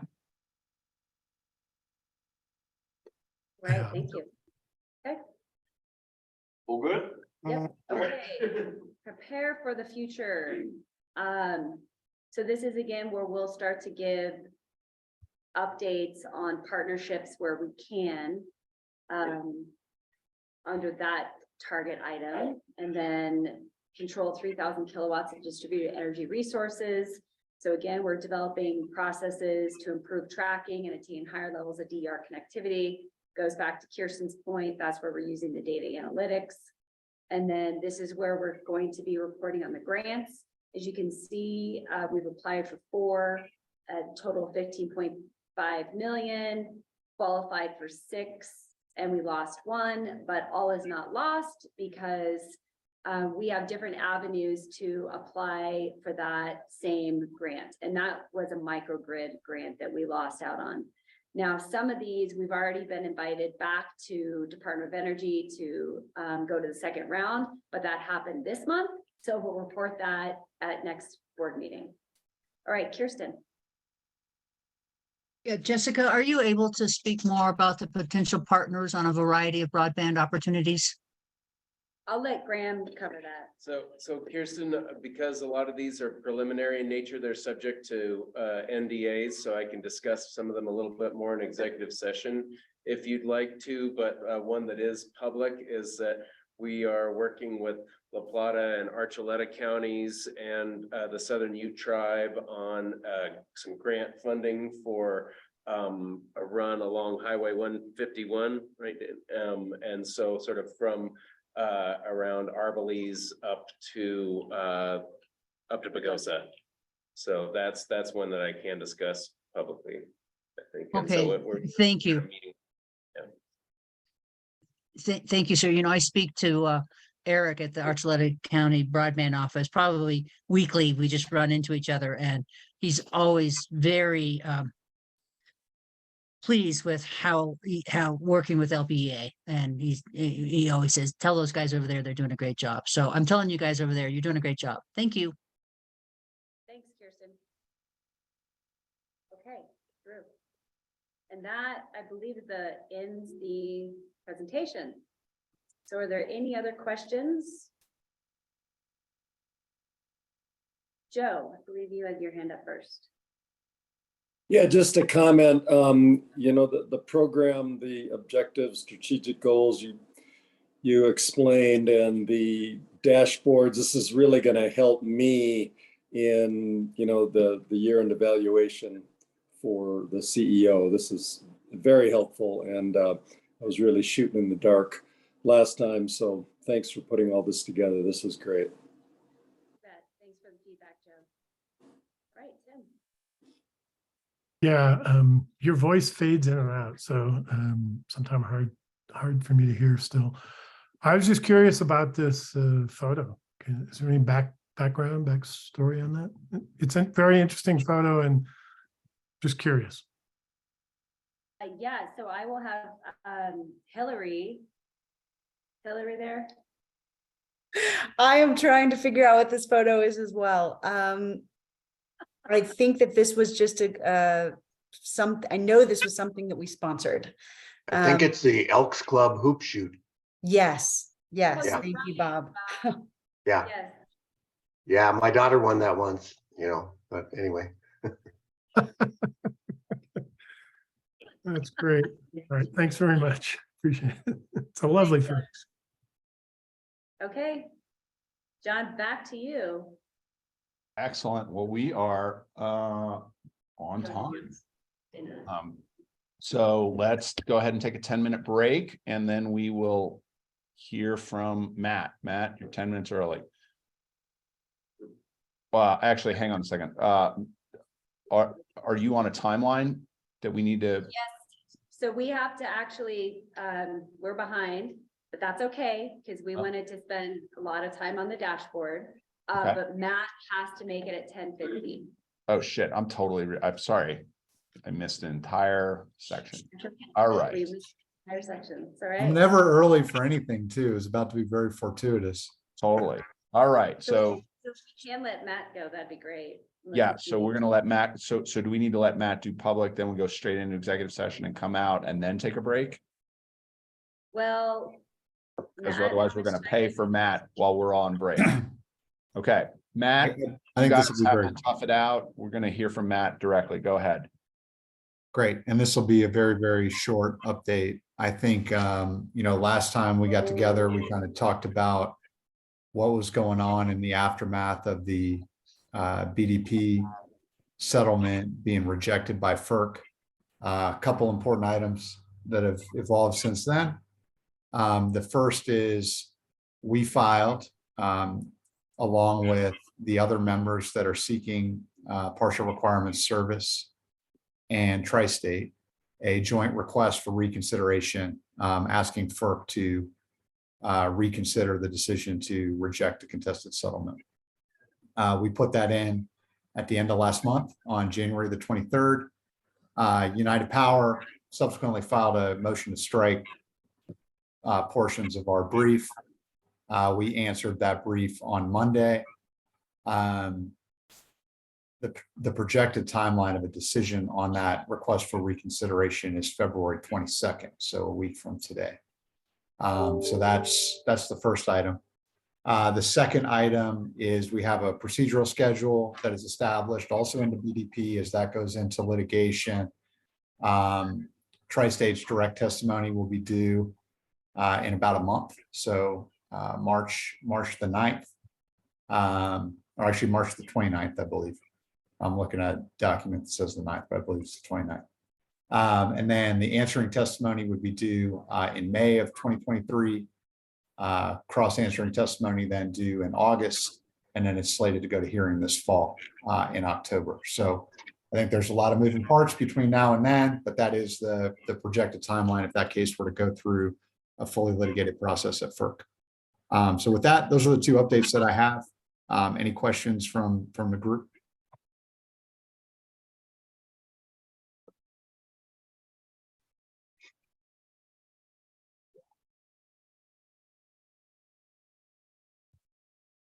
Great. Well, thank you for the opportunity. Okay, so we're going into executive session. Yes?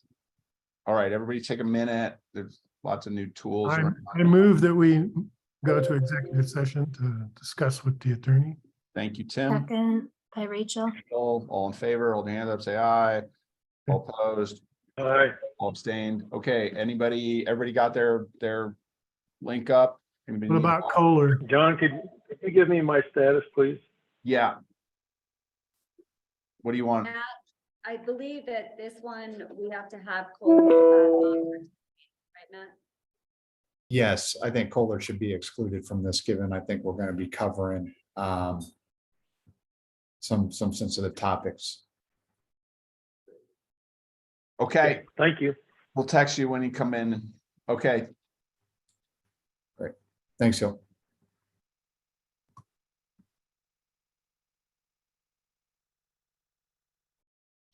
Okay, we are back in business. Let's see, we kind of hijacked the agenda quite a bit here. So we are going to back up, and correct me if I did this wrong. We CEO and staff reports. And so I think we're going to pick it up at item number 5, board action agenda. Do I have that right? Correct. Okay. Committee on Policies update. Okay, thanks, John. I'll take it. You want to walk out? You want to walk out? Yeah, I mean.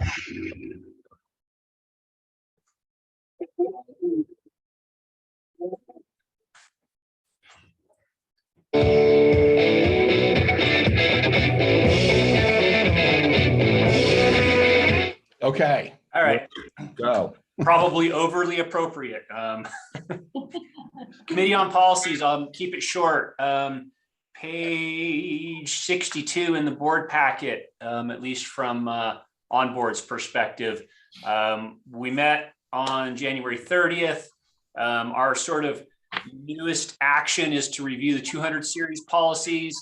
They are primarily related to finance. So a lot of this stuff is going to get dumped over the wall into Finance and Audit Committee.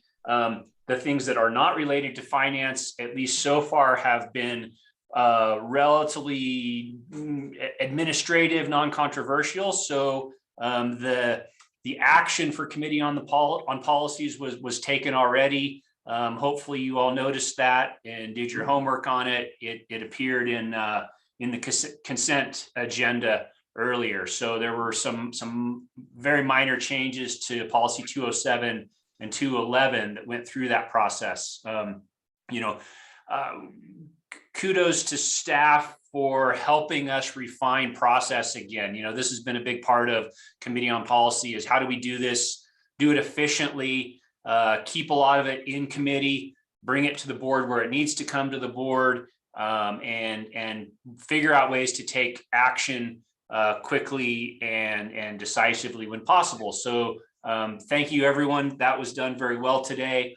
The only other thing I would mention is that while we didn't make any changes to the particular policy, one of the policies deals with investment of excess capital. Currently, it's very generically stated that the board has purview over that.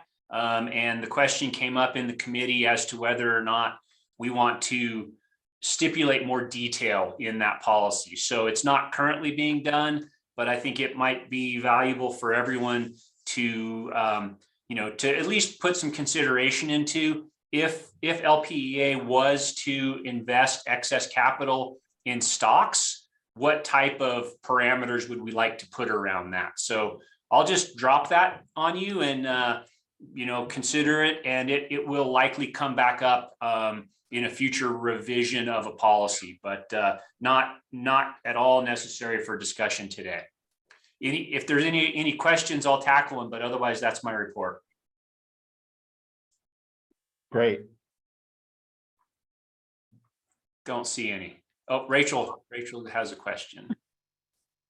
Sorry, swapping between all the screens. Yeah, I wasn't sure, Ted, in reading your report, if the 200 series are still open for suggestions or if you all have closed them. Everything is always open for suggestion, at least the way I understand it, Rachel.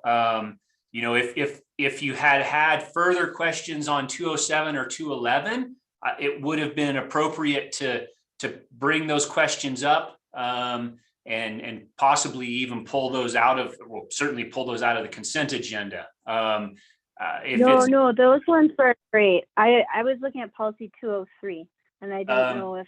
Yeah, so just the only thing I would ask is either email me or you know, if you think it really is related to finance, then email Sue and say, hey, I have this question or concern about policy 203. Does that make sense? Okay. Yep. Thank you. Yeah, I think, I mean, and maybe Graham, if your memory serves, I think we said that Committee on Policies reviewed and made no changes to 203. And so most likely, well, we'd be interested to hear, Rachel, but most likely it's probably something that should go through finance and audit. Yeah, that's right. So 203, we did just have a minor adjustment to about a year ago. And so that was when we changed an and to an or whatever. And so that, and even then we went through the Finance and Audit Committee on that. So most of these 200 series we're going to have analyzed by the Finance and Audit Committee. The only difference is that we're in the process of setting our next agenda for our meeting here in about 12 days. And we were going to look at policy 215. So that should be on our agenda for our upcoming meeting. Dan's staff has a draft coming out of that shortly that I'll share with everyone. So if directors have input that they'd like to give on policy 215, we should have that be on the agenda at our next Committee on Policies meeting. Does that make sense, Rachel? Oh, yeah, I think so. It sounds like I can send this email. It may or may not be relevant at this moment because you've already passed 203. But otherwise, it's at least logged for the next go round. Send it to Sue and me, and we'll get a response to you as to whether or not we plan on addressing it. Okay, thank you. Okay. Nothing further. Okay. Thank you. All right. So Finance and Audit Committee update. Sue's out, so who's driving the bus? So we'll have Carl do that. Carl, can you come up, please? Green Sally up, a green Sally down, red sun sparks at a tail the ground. And That's good, a green Sally down, red sun sparks at a tail the ground. Sally up, a green Sally down. all right, you're up, Carl. Thank you, John. Not sure what that was, but it was fabulous. That's Moby Flower. Go. Great. There was no Finance and Audit Committee meeting in February. Is this the time, Jessica, that we would go through to the unclaimed capital credits? Yeah, it says that's the action required. Yeah, So fine. just reference the memo too. Sure. So we did not meet as a committee, but you will have seen in the board packet a memo regarding disposition of unclaimed capital credits. I got question from Rachel on this, but we resolved that pretty quickly. So you would have read the memo. We are basically looking to do our usual as dictated by policy, allocations to Roundup, scholarships and the GED fund. Then we have the rest, 150,000 proposed to go to the Beneficial Electrification Fund and 100 to the Innovative Project Fund.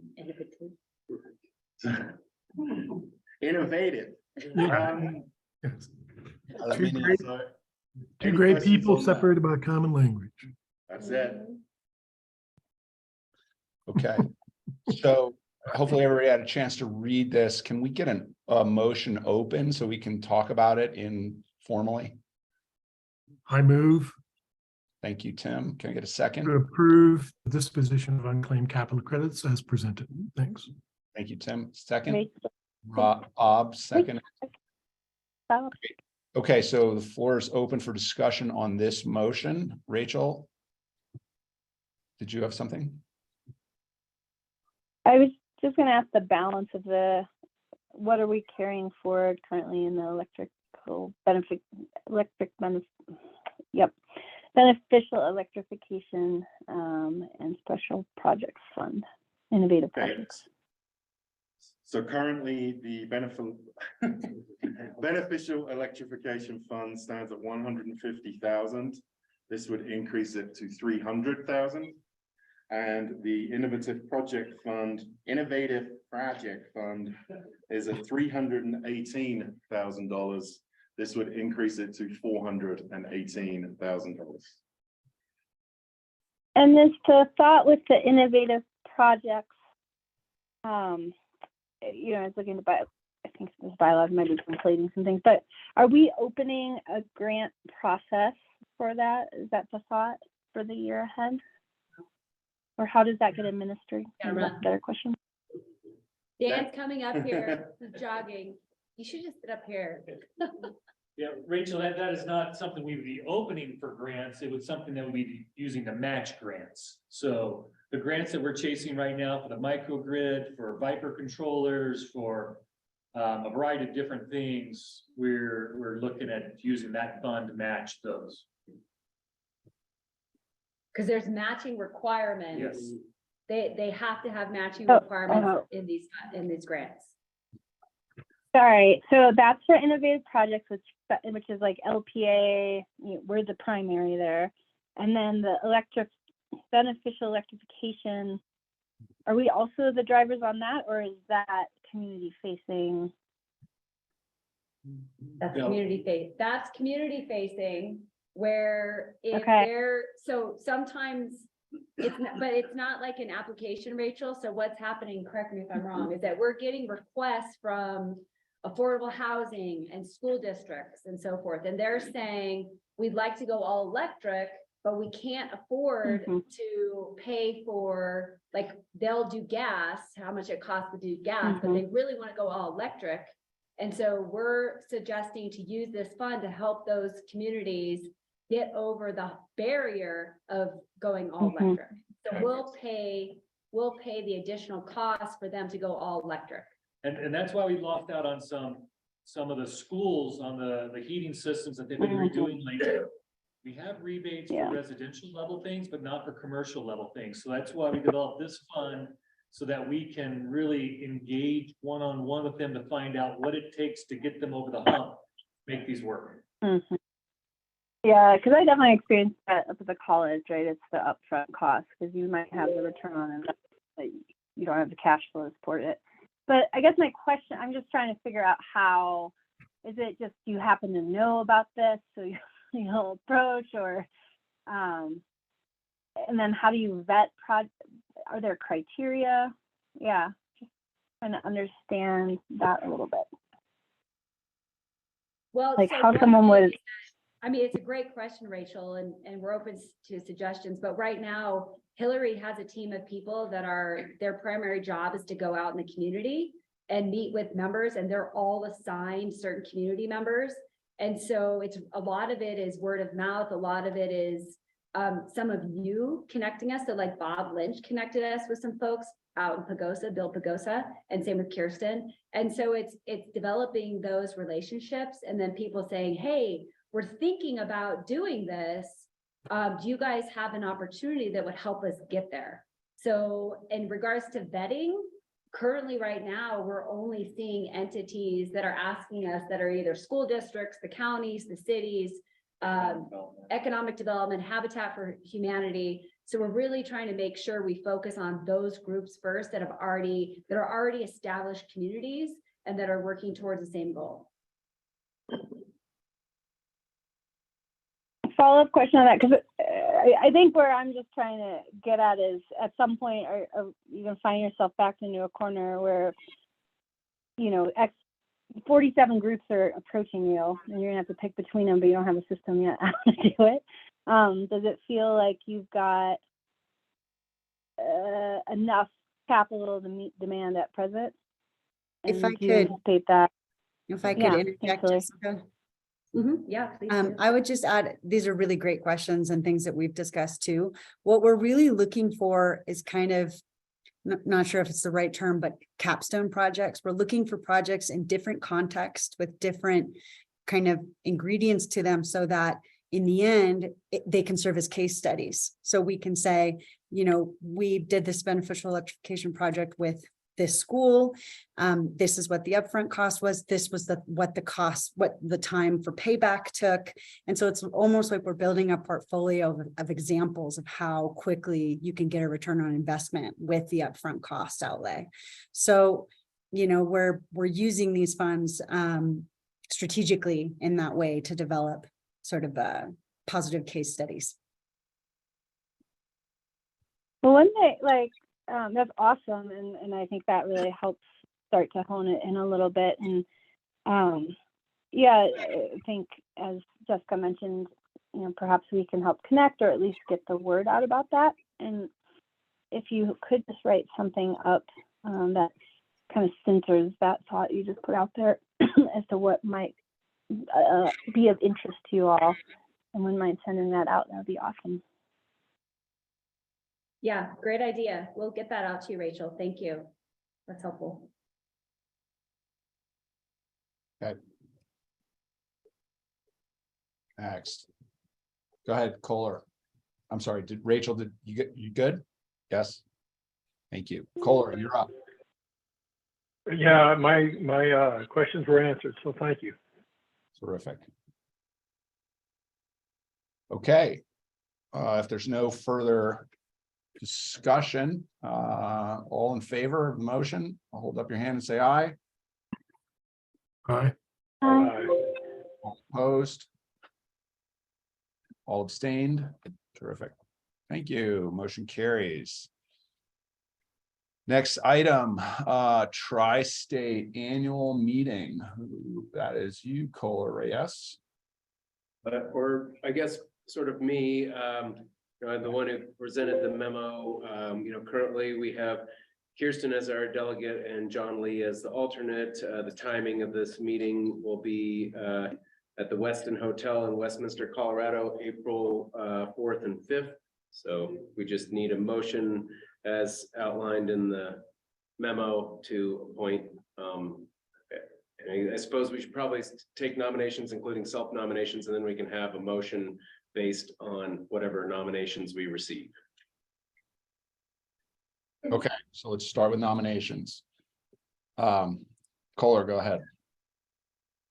And I think last year we mentioned we kind of switch it every year. So I'm going to nominate John Lee as the delegate and Kirsten Ski-Hand as the alternate. Both this John, there's John. Yes, both accept the nominations. John does. John does. Kirsten, I see you nodding. So yes. Terrific. Okay, any other nominations? Okay. So then we will need a motion to I appoint think we the, can just proceed. I think we can just proceed to vote based on the nominations, John. okay. All in favor of the nominations as presented, hold a hand up, say aye. Aye. Aye. All opposed? All abstained.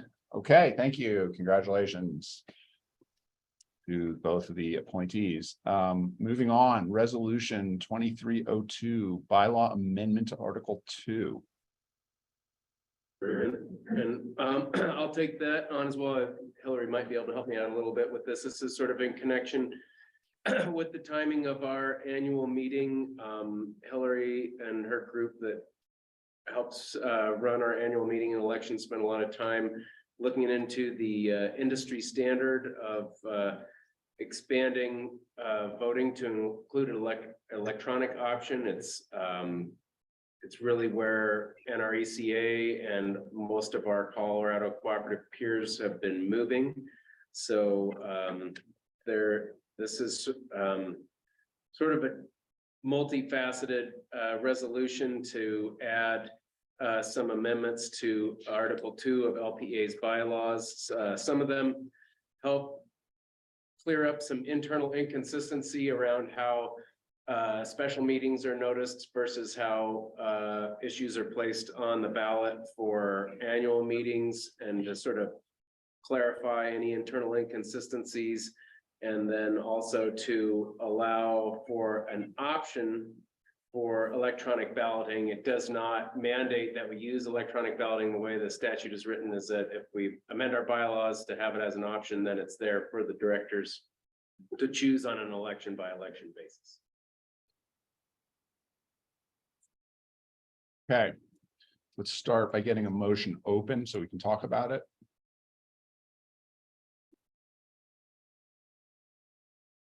So moved by So Rachel. moved. I moved them. I heard Rachel first, I had Kirsten second. Okay, so the floor is open for discussion on this subject. Kohler, did you have a comment? Yeah, I've got a question. I just need kind of clarification because I'm not understanding it, but under Article 2, Section 5, and the question I have is on page 69 of 109 on the board docs.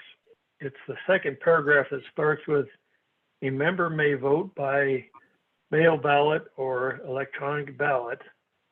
But the question I have is under A in that sentence.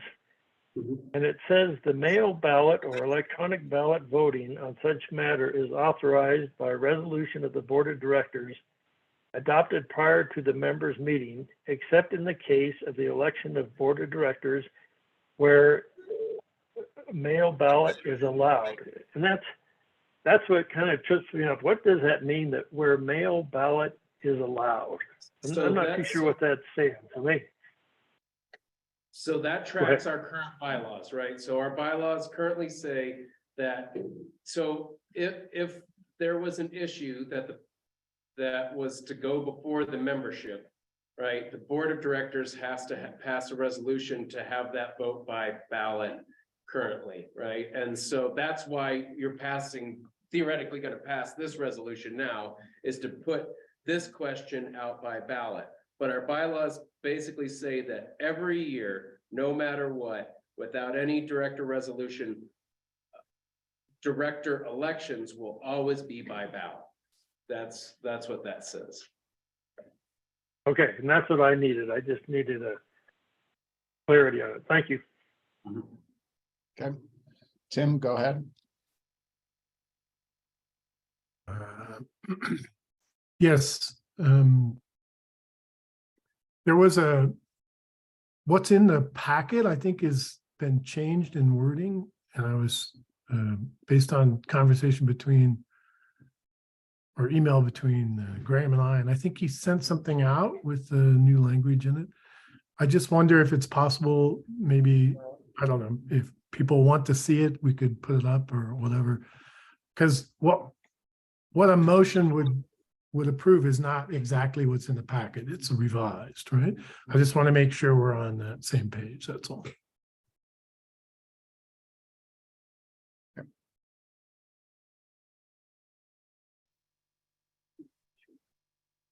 Okay. Kohler, go ahead. Yeah, just real quick, I want to thank Tim and Graham for doing that, because I think that revision of the language is really, really good. So thank you.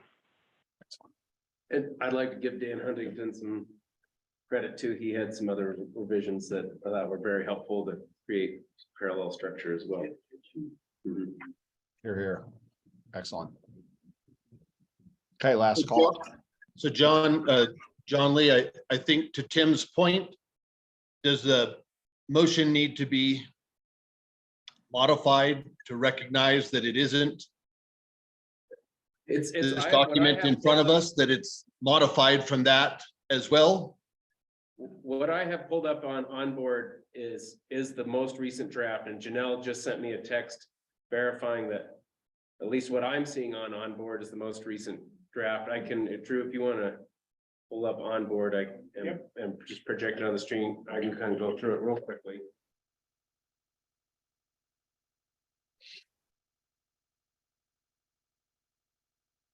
Yeah.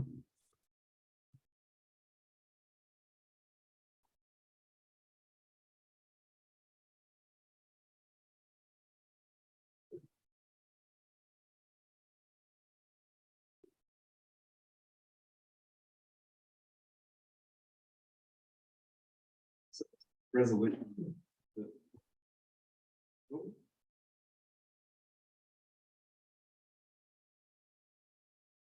No, keep going down. Yeah, that's actually up, because we kind of jumped around in the agenda. Yeah. That's under D, okay, that. Yeah, so this is the resolution itself.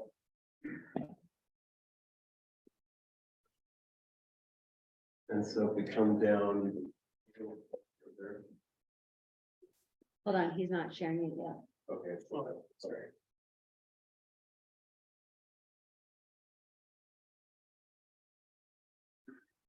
So Tim's most recent changes to me, or if you could scroll down. Just pull that through.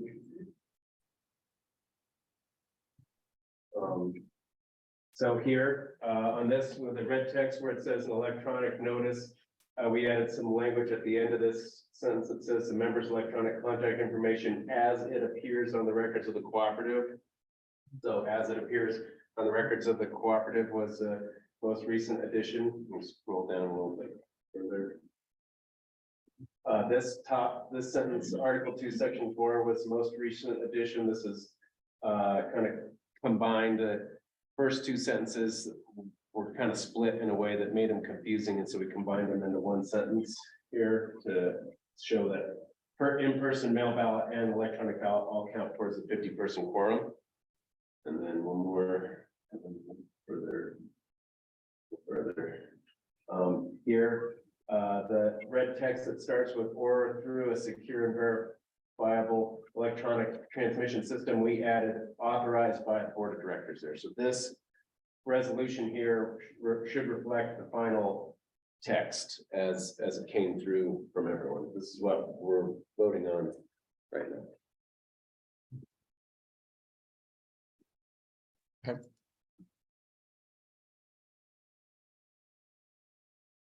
Everybody good? Okay. All right, all in favor? Hold your hand up, say aye. Thank you. Aye. Aye. All opposed? All abstained? Okay, thank you. Onward. Okay, so that finishes all of section 5. We did section 6. Did in section 7.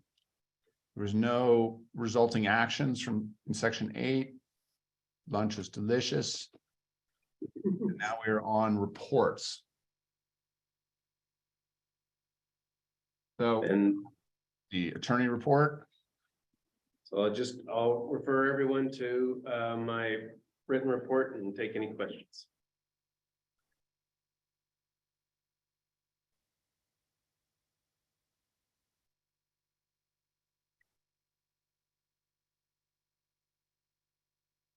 Okay. Thank you, Graham. All right. Who is doing roundup? I think I'm roundup this month. You'll see the report in fact. Yes. Excellent. Love a little Nirvana. Okay. Let's see. Oh, So roundup. Breaking up. Oh. I'll try one more time, and then if it doesn't work, Kristen, you can take over. Basically, had a great meeting. We're seeing higher requests coming in, more than we have. And we have a retreat coming up this week. And we're going to talk a little bit about how to spend down reserves in that.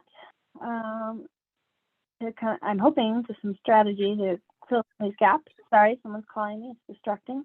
And then I think the other thing just to include was SEEK published its annual report from last year. Again, this is for the Plata County, that's one-time stopgap funding that keeps people housed. And just want to highlight, so I was doing the math, and I think LPA's contributions were 4% of the total amount spent. And it was just cool to see that 80% of the people they helped remain stably housed. And if you, again, these are buy my tires so I can go to work, really small things. And that little thing helps somebody get their next rent payment and stay in their homes. It's pretty awesome. So that's all I have on Roundup. Kristen, do you have anything to add, or does anyone have questions? I don't have anything to add. Thank you, Rachel.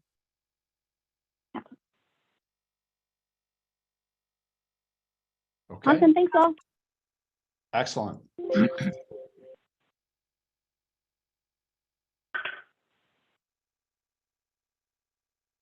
Who is doing Tri-State? That would be me.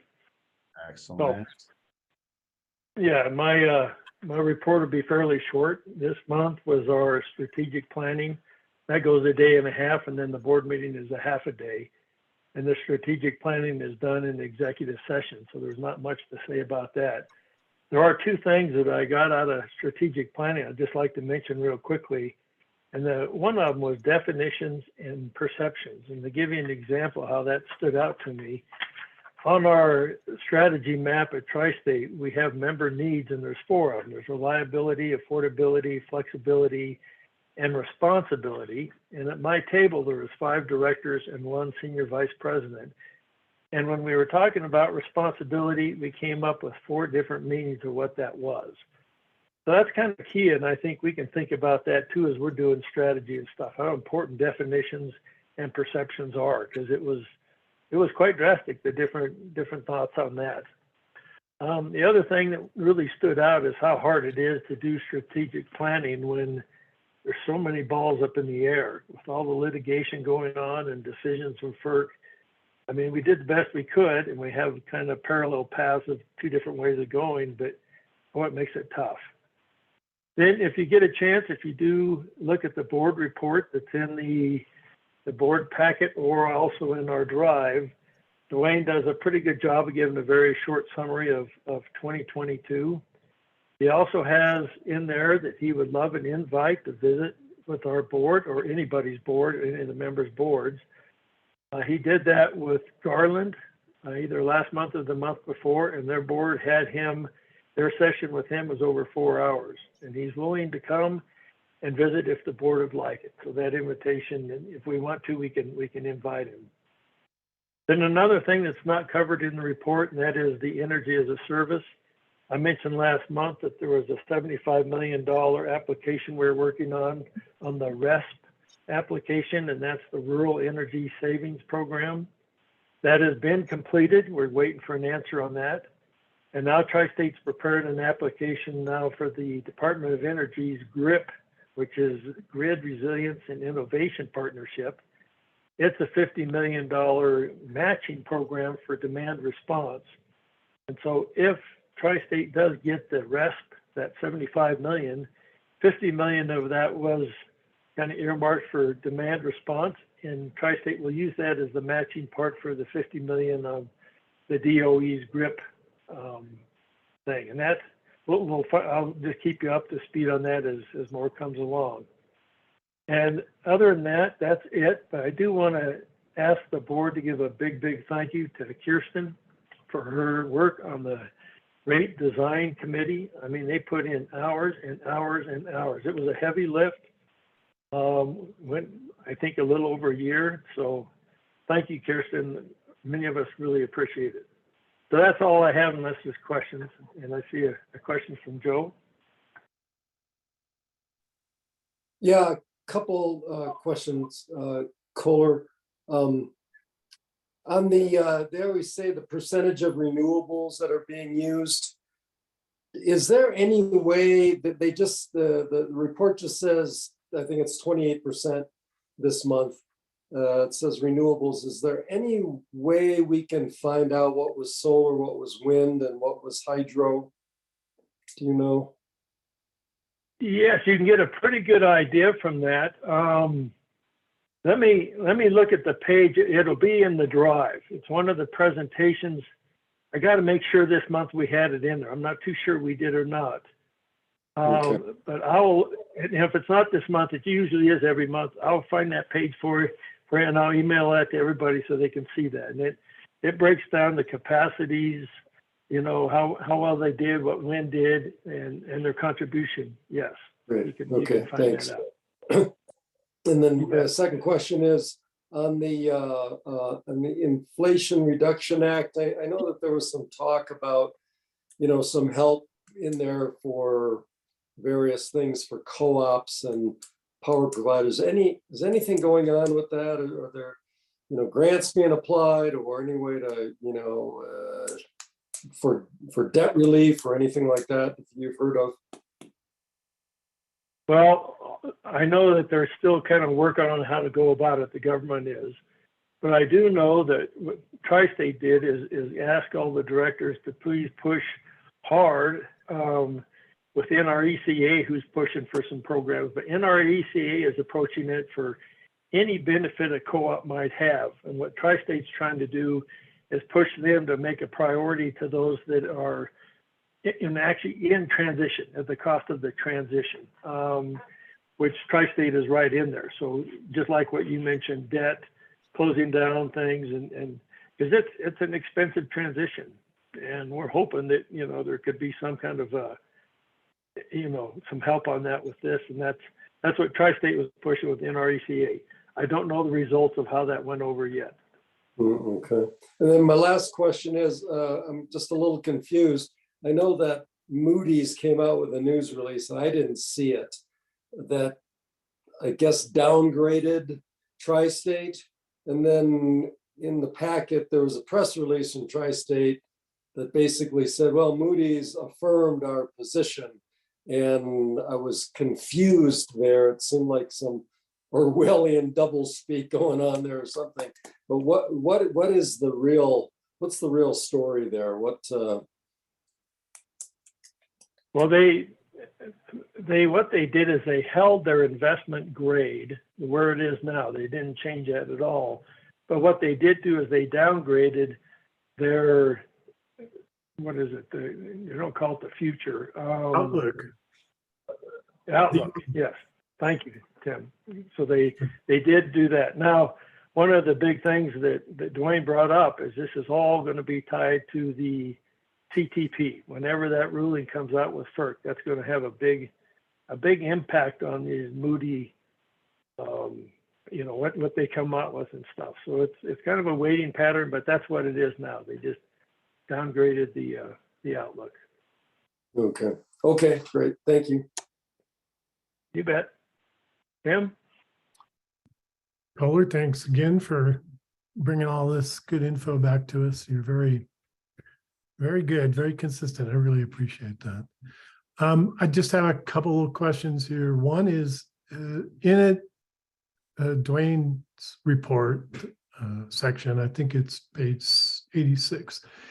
He says, you know, Tri-State does not anticipate the need for a rate increase until 2024. But I keep hearing that from everybody else that that's not going to be likely. So it seems like is there a disconnect there? Or is that a statement? Is that believable? What do you think in that regard on that one? I have another question after that. Yeah, if you had asked me 2 months ago, I would have said, no, there's no way it would go that long. But after what we did in strategic planning and some of the other conversations, I think they're going to try as hard as they can, and I think they stand a good chance of doing that. I also don't know if it can happen any sooner, just because of the timelines with getting approvals and everything else. So I think everything on this timeline with what Kirsten and that committee did and everything else is tied into that January 1st, 2024 date. When you look at the financials, you wish it could happen sooner, but I don't think it will. Now I'm pretty confident that they'll probably shoot for that January 1st. Does that answer your question for you? Yeah, that's a good insight. I appreciate that. I don't know. I've been hearing different stories, and so if this is the latest, that's helpful. So thanks much. On the next page, second bullet point says an administrative law judge agreed that a CTP methodology should result in rate neutrality for a significant period of time. And I read that a couple times and I still don't know what it means. Do you have an insight into what he's trying to say there? I do not. Okay. I can find out for you though, and I'm more than happy to do just that. It's not like urgent or anything. I was just like, what does rate neutrality mean? I wasn't quite sure. That's a new term. So does it mean, I don't know. Anyway, I'm not sure what it means. So, and then one last one. There was a note down below, same page, support geothermal resource assessment. That's pretty interesting. Is there any story around that with regards to tri-state actions that would be helpful for us to know? They did go and take a trip and do a tour of some possibilities around the Buena Vista area. And I know Governor Polis is kind of pushing hard on this. So I think it's in the very beginning. When Dwayne came back and reported about his tour down at Buena Vista, I don't think he was as excited as he was before he went. But at least there's some possibilities and they're looking at it and seeing what's going to come up. And that's about all I know at this point in time. It's pretty much in its infancy. Okay. I have a friend who lives around there, and just as a clarification, they always tell me to call it Buena Vista. So just so you know. All right. Hey, thanks very much for putting up with me. Oh, yeah, that's fine. Perfect. Thank you. All right. I don't see any others, so back to you, John. Okay, thank you. All right, and I missed your walkout sound, so this is for both you and Fast Track. I'm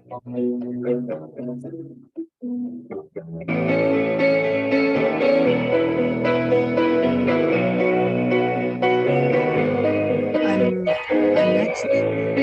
You're next. Fast Okay, Track. I don't know. Oh. No, Right, I'm sorry, great design, so that's you. sorry, I didn't recognize my music, so I wasn't sure. So Tim, I just call it BV and just totally get rid of the whether it's Buna or Buna. I just call it BV and go from there. So we had our final rate design committee. Hopefully, we sent the recommendation to the board. I think you'll be interested that it was a 65% for that recommendation and 35% against it. We at LPA did a vote against it. We will be presenting a minority report, and there will be others presenting minority reports. Again, this is better than where we were. We're just not quite there. We don't think it's good enough for LPA, and we don't frankly think it's good enough for Tri-State as a whole. So that's where we were. In the drive, you'll find lots of presentations, but you might be interested in the rate, estimated rate XLS file that is there. If you want to kind of play around of, okay, so if we had this rate in place, this is what it would have looked like. Any questions on the rate design committee as a whole or on my report right now? Hey, Joe. Yeah, so where does it go from here, and is there any resolution between the two sides? Where it goes from here is March 3rd, the Tri-State Board sees it. And they will vote it up or down as far as sending it. At that same time and or before they will have heard their minority reports, they could possibly make some changes based upon those minority reports. They could make some changes. They can make actually any changes they want, that they are not bound by what the rate design committee had. So Kohler will vote at that time for either sending it to FERC or not. FERC then there's a Hey, 60-day Kirsten, can count. I interrupt you for a second? Yes, sir.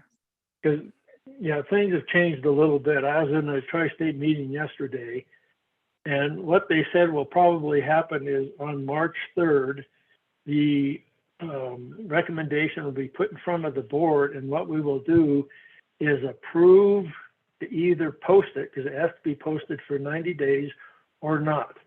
And then during that 90 days is when we will study the any complaints that come in or anything on that 90 days, as well as the minority report. And then the vote to actually send it to FERC will not happen until the end of the 90 days. That's what was said yesterday, and that's probably the schedule we're going to do. So it's a little different than what I was thinking last week, and obviously you were as well. So I just wanted to throw that in there. Thank you. I appreciate that. So it does go to FERC after either 60 or 90 days. So we'll go whatever time frame you were saying on that one. And then FERC has it. They almost always put a 5-month additional onto their 90 days. So the earliest it can probably go into effect is January 2024, which is what Kohler was saying earlier. It really can't go in earlier just based upon the clicking of the clock. And how Did that many help, Joe? Yeah, how many people on the rate committee, and does that break down pretty evenly with the makeup of the full board? It's one representative from each member, and not from each member, from each board member. So the non-electric members aren't there. And within that, there's either a CEO, a board member, or a tri-state board member from each one of those. So in our case, it was a board member. Poudre Valley sent their CEO. I think there's more CEOs than there have been in the past on this one. And I think that's one of the reasons you're seeing kind of more disagreement sending it forward to the board, because the CEOs really look at it monetarily and say, oh, this isn't what I want. This is what I want to see. So I think that's why you're seeing more no's than we have in the past. So, I mean, this is probably not going anywhere, correct? I mean, No, sir, this has got to go someplace. This is probably going to be the rate that we're going to see in 2024. I imagine it's going to come out of that. It may be 65. It only has to be by 50%. And there will, of course, be opportunities if folks want to contest it. And so then there's that timeline. It will go into effect with forget what they call it, but FERC puts it into effect while it's being contested. What's the word, Jessica? Yeah, Or but our position is not gonna hold, basically, right? I mean, there's no way that we're gonna swing, anything's gonna swing the rest of the board, so. Yeah, I don't think so. I think our certainly voting no at this level gets kind of maintains our standing with FERC. So if we wanted to, in the long run, contest it, but it's also a fairly decent rate. It's better than it was. So we may decide we don't want to contest it. And that's going to be further discussions that I'm sure folks are going to be having, and Jessica would be leading us on that one. Can I just throw in one other thing, and that is that, Joe, this is that 90-day or 60-day period of time. That's where we can do a lot of work and see if we can make some changes. I don't know if that'll happen or not, but we'll sure give it a try. And then I do think, and this is just my gut feeling, is when it does go to the vote for the from the board to go to FERC, that it'll have a stronger positive showing than it did before. Because I think everybody understands that Tri-State has to have a rate increase. I don't see any other option than a rate increase. We'll get the best we can and move forward and then keep working on it. So just a thought, didn't mean to interrupt you, Kirsten. I appreciate it, Kohler. Jim? Thank you for all your great work on this, Kirsten, and you also have done a great job keeping us informed, I think, and I appreciate that. I just kind of quickly, you gave us a chart, a table of the votes, which is kind of interesting. And then it just says full package, and I wasn't sure, is the full package basically all these other votes that were yes put into one document? So there's none in that full package that were like a no or something that somehow is in the full package. Is that correct? That is correct. There's certainly some verbiage that's going to be in the full package. And these are the big issues, I will say. And there was, interestingly, one vote that changed. So we changed what the full packet was, and that was how the true up happens. And the true up will happen more like capital patronage, and it will be you'll accrue it based upon what you did in that year, as opposed to what they were recommending was a system true up, which means we'll get it next year. So if your load changes a lot in the next year, you are either screwed or you're really happy. Whereas what we got it to change during that voting was make it be member based just in the year that it happened. And then it true up. It still gets paid back 2 years later. But I think it's more accurate and it's more fair and it's more what we're familiar with because of patronage. Okay, all right. So we don't, at this level, you kind of know what's in that full package. We just have kind of a summary of what it is and just clarifying it, that's all.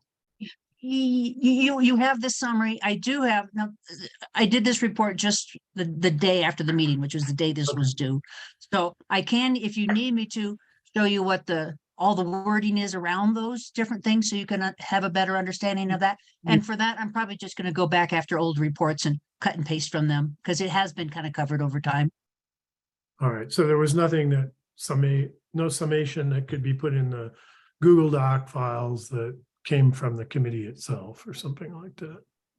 You know, there might be, but it wouldn't have happened yet. So there certainly might be in the next few days. And if it does, and you can put it there and notify us, I would appreciate that. And then, yes, sir.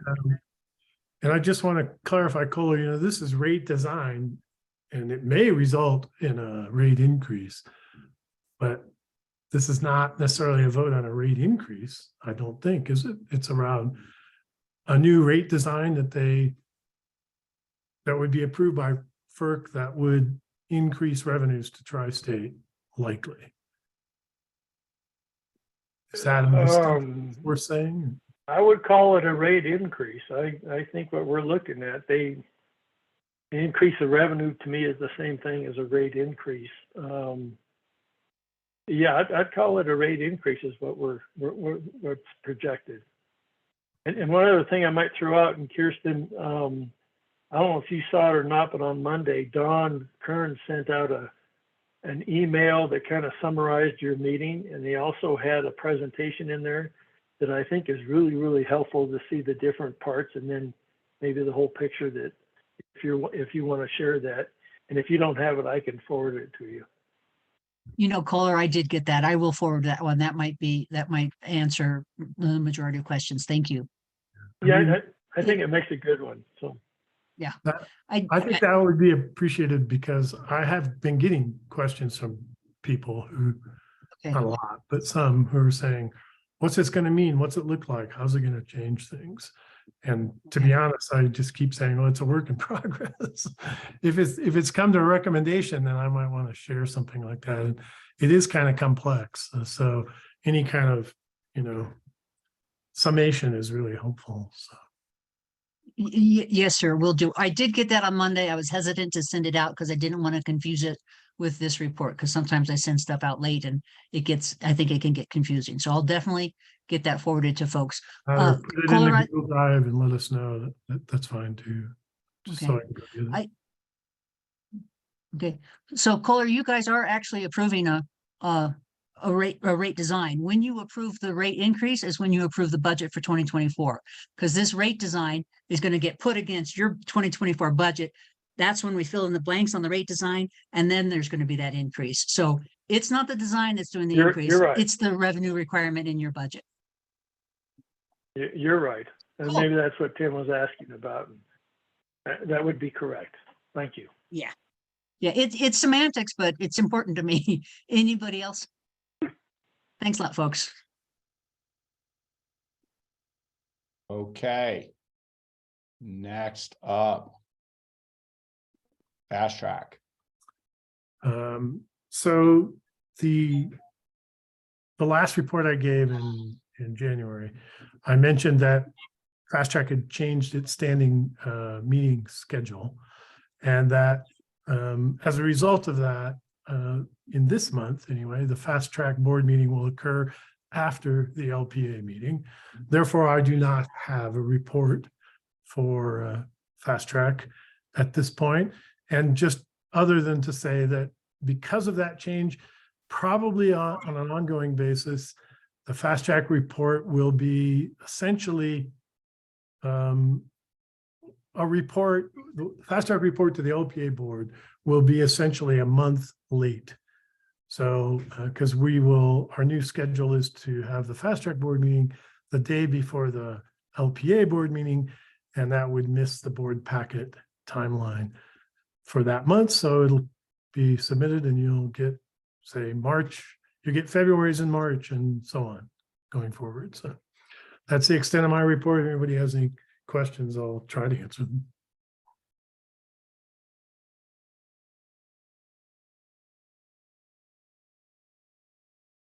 Yeah. Okay. Shocked you into silence. That's great. All right. Thank you, Tim.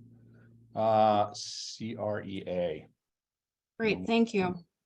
So back in December, I reported that the December CRA meeting was fabulous because we were covering a bunch of surveys of the board on how the CRA board could be more effective, get better information out to the board directors, so on and so forth.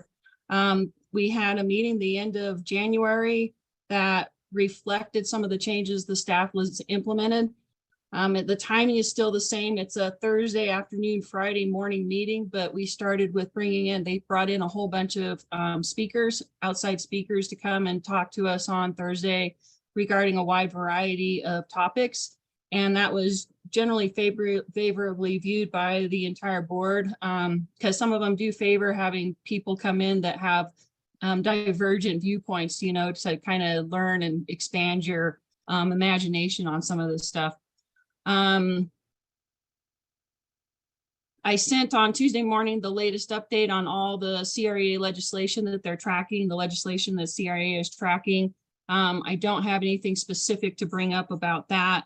However, Rachel did talk to me earlier this morning about whether there was any governance requirements requiring having Spanish or other languages, including in election materials.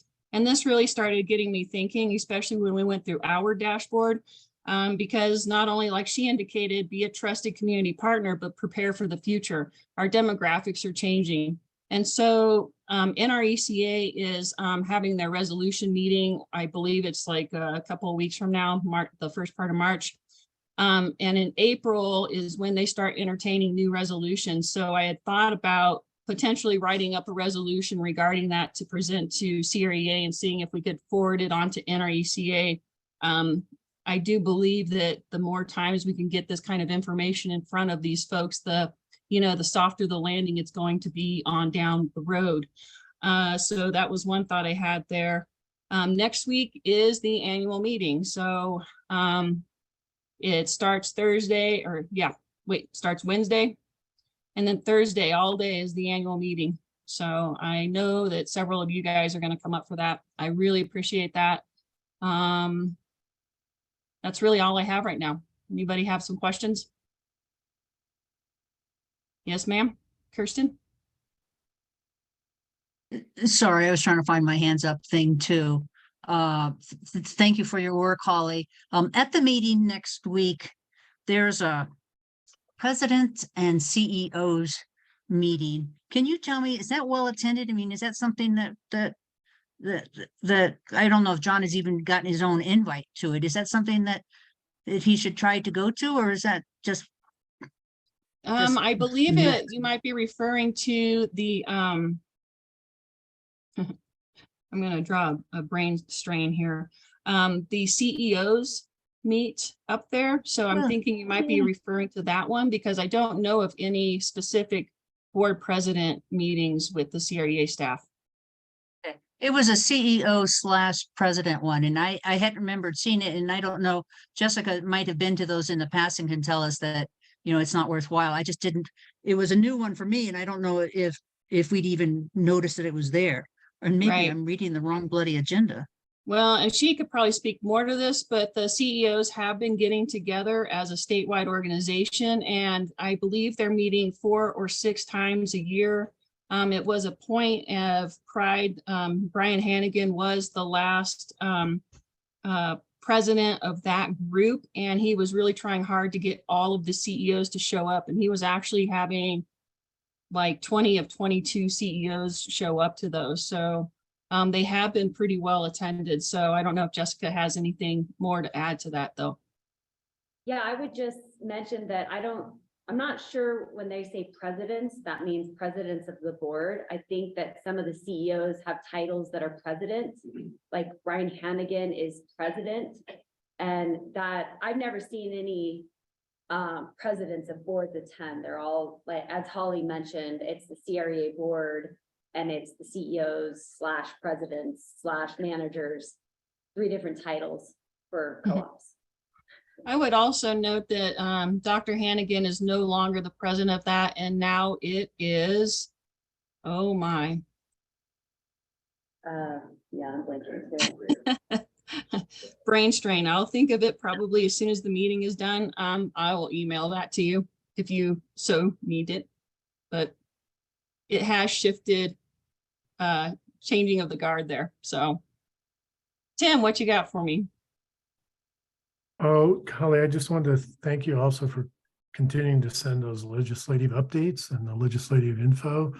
That's always fast moving and hard to keep track of. And I personally really appreciate being able to have those on a timely basis, look at them and ask you or Jessica questions about them if so needed. And so I just wanted to thank you and say good job.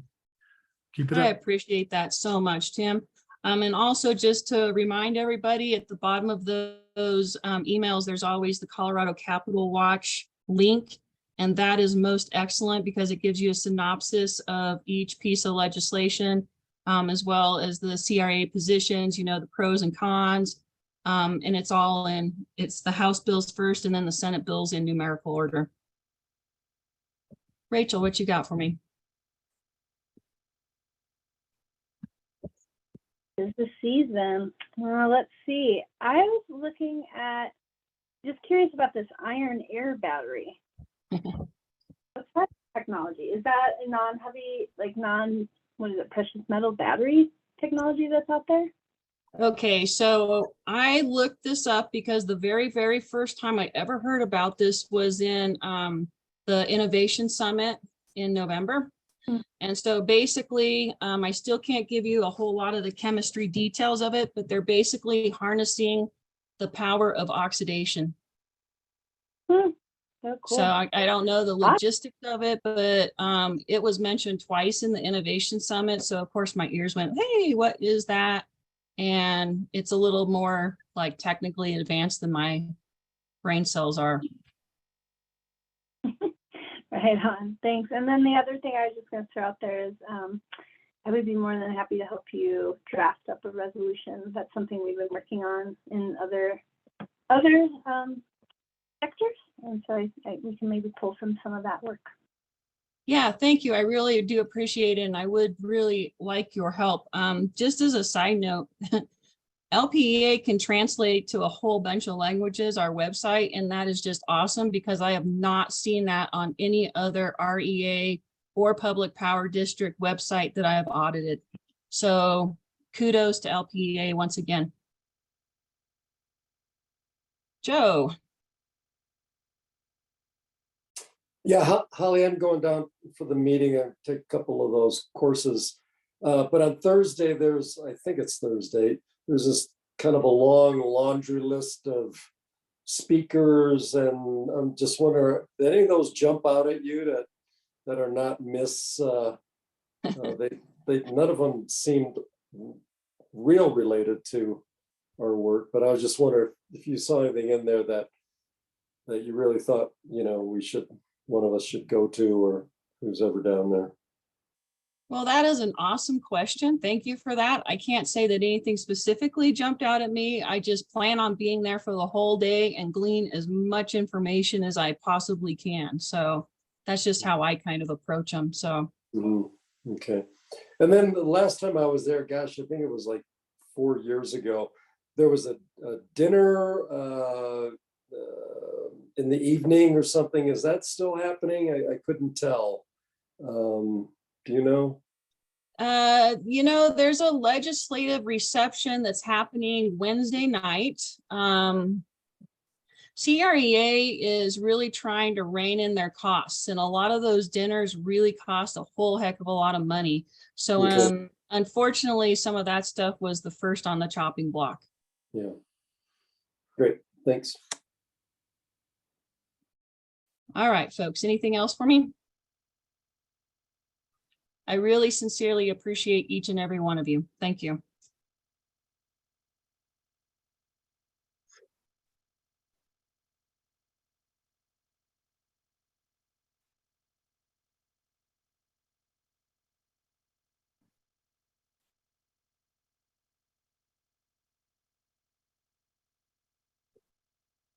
I think his lip syncing was said Western Union. All right. Western United. How about mute? Thank you. John, go ahead. All right. Western United's meeting was really the strategic planning. Got into some nuts and bolts on what they're going to look like for the next 5 years, as other people talked about strategic planning, even our own refocus and redefinition of that. But as far as the business end of it goes, kind of following up with what Jerry talked about a couple meetings ago, the sales that Western United has are at the record level. More significantly to LPEA and receivers of the supplies is that we have Western United has a 30% increase over last year of materials on hand. So the inventory has gone up to over $52 million. They've heard us ask for materials and have them available and make sure those orders were being placed and that there were additional vendors that could supply, and that is continuing to roll out. That would conclude the meeting. Okay. Questions for John? Okay. All right, last call. I appreciate everybody's hustle here to get us caught back up and back on schedule. So, Rachel, go ahead. Just a friendly reminder to everyone, keep your eyeballs on your email, and we'll send some exciting things about our board learning and reflection process. Excellent. Okay. Well, with that, since I missed a couple people, I am going to go ahead and play us all off. This meeting is adjourned.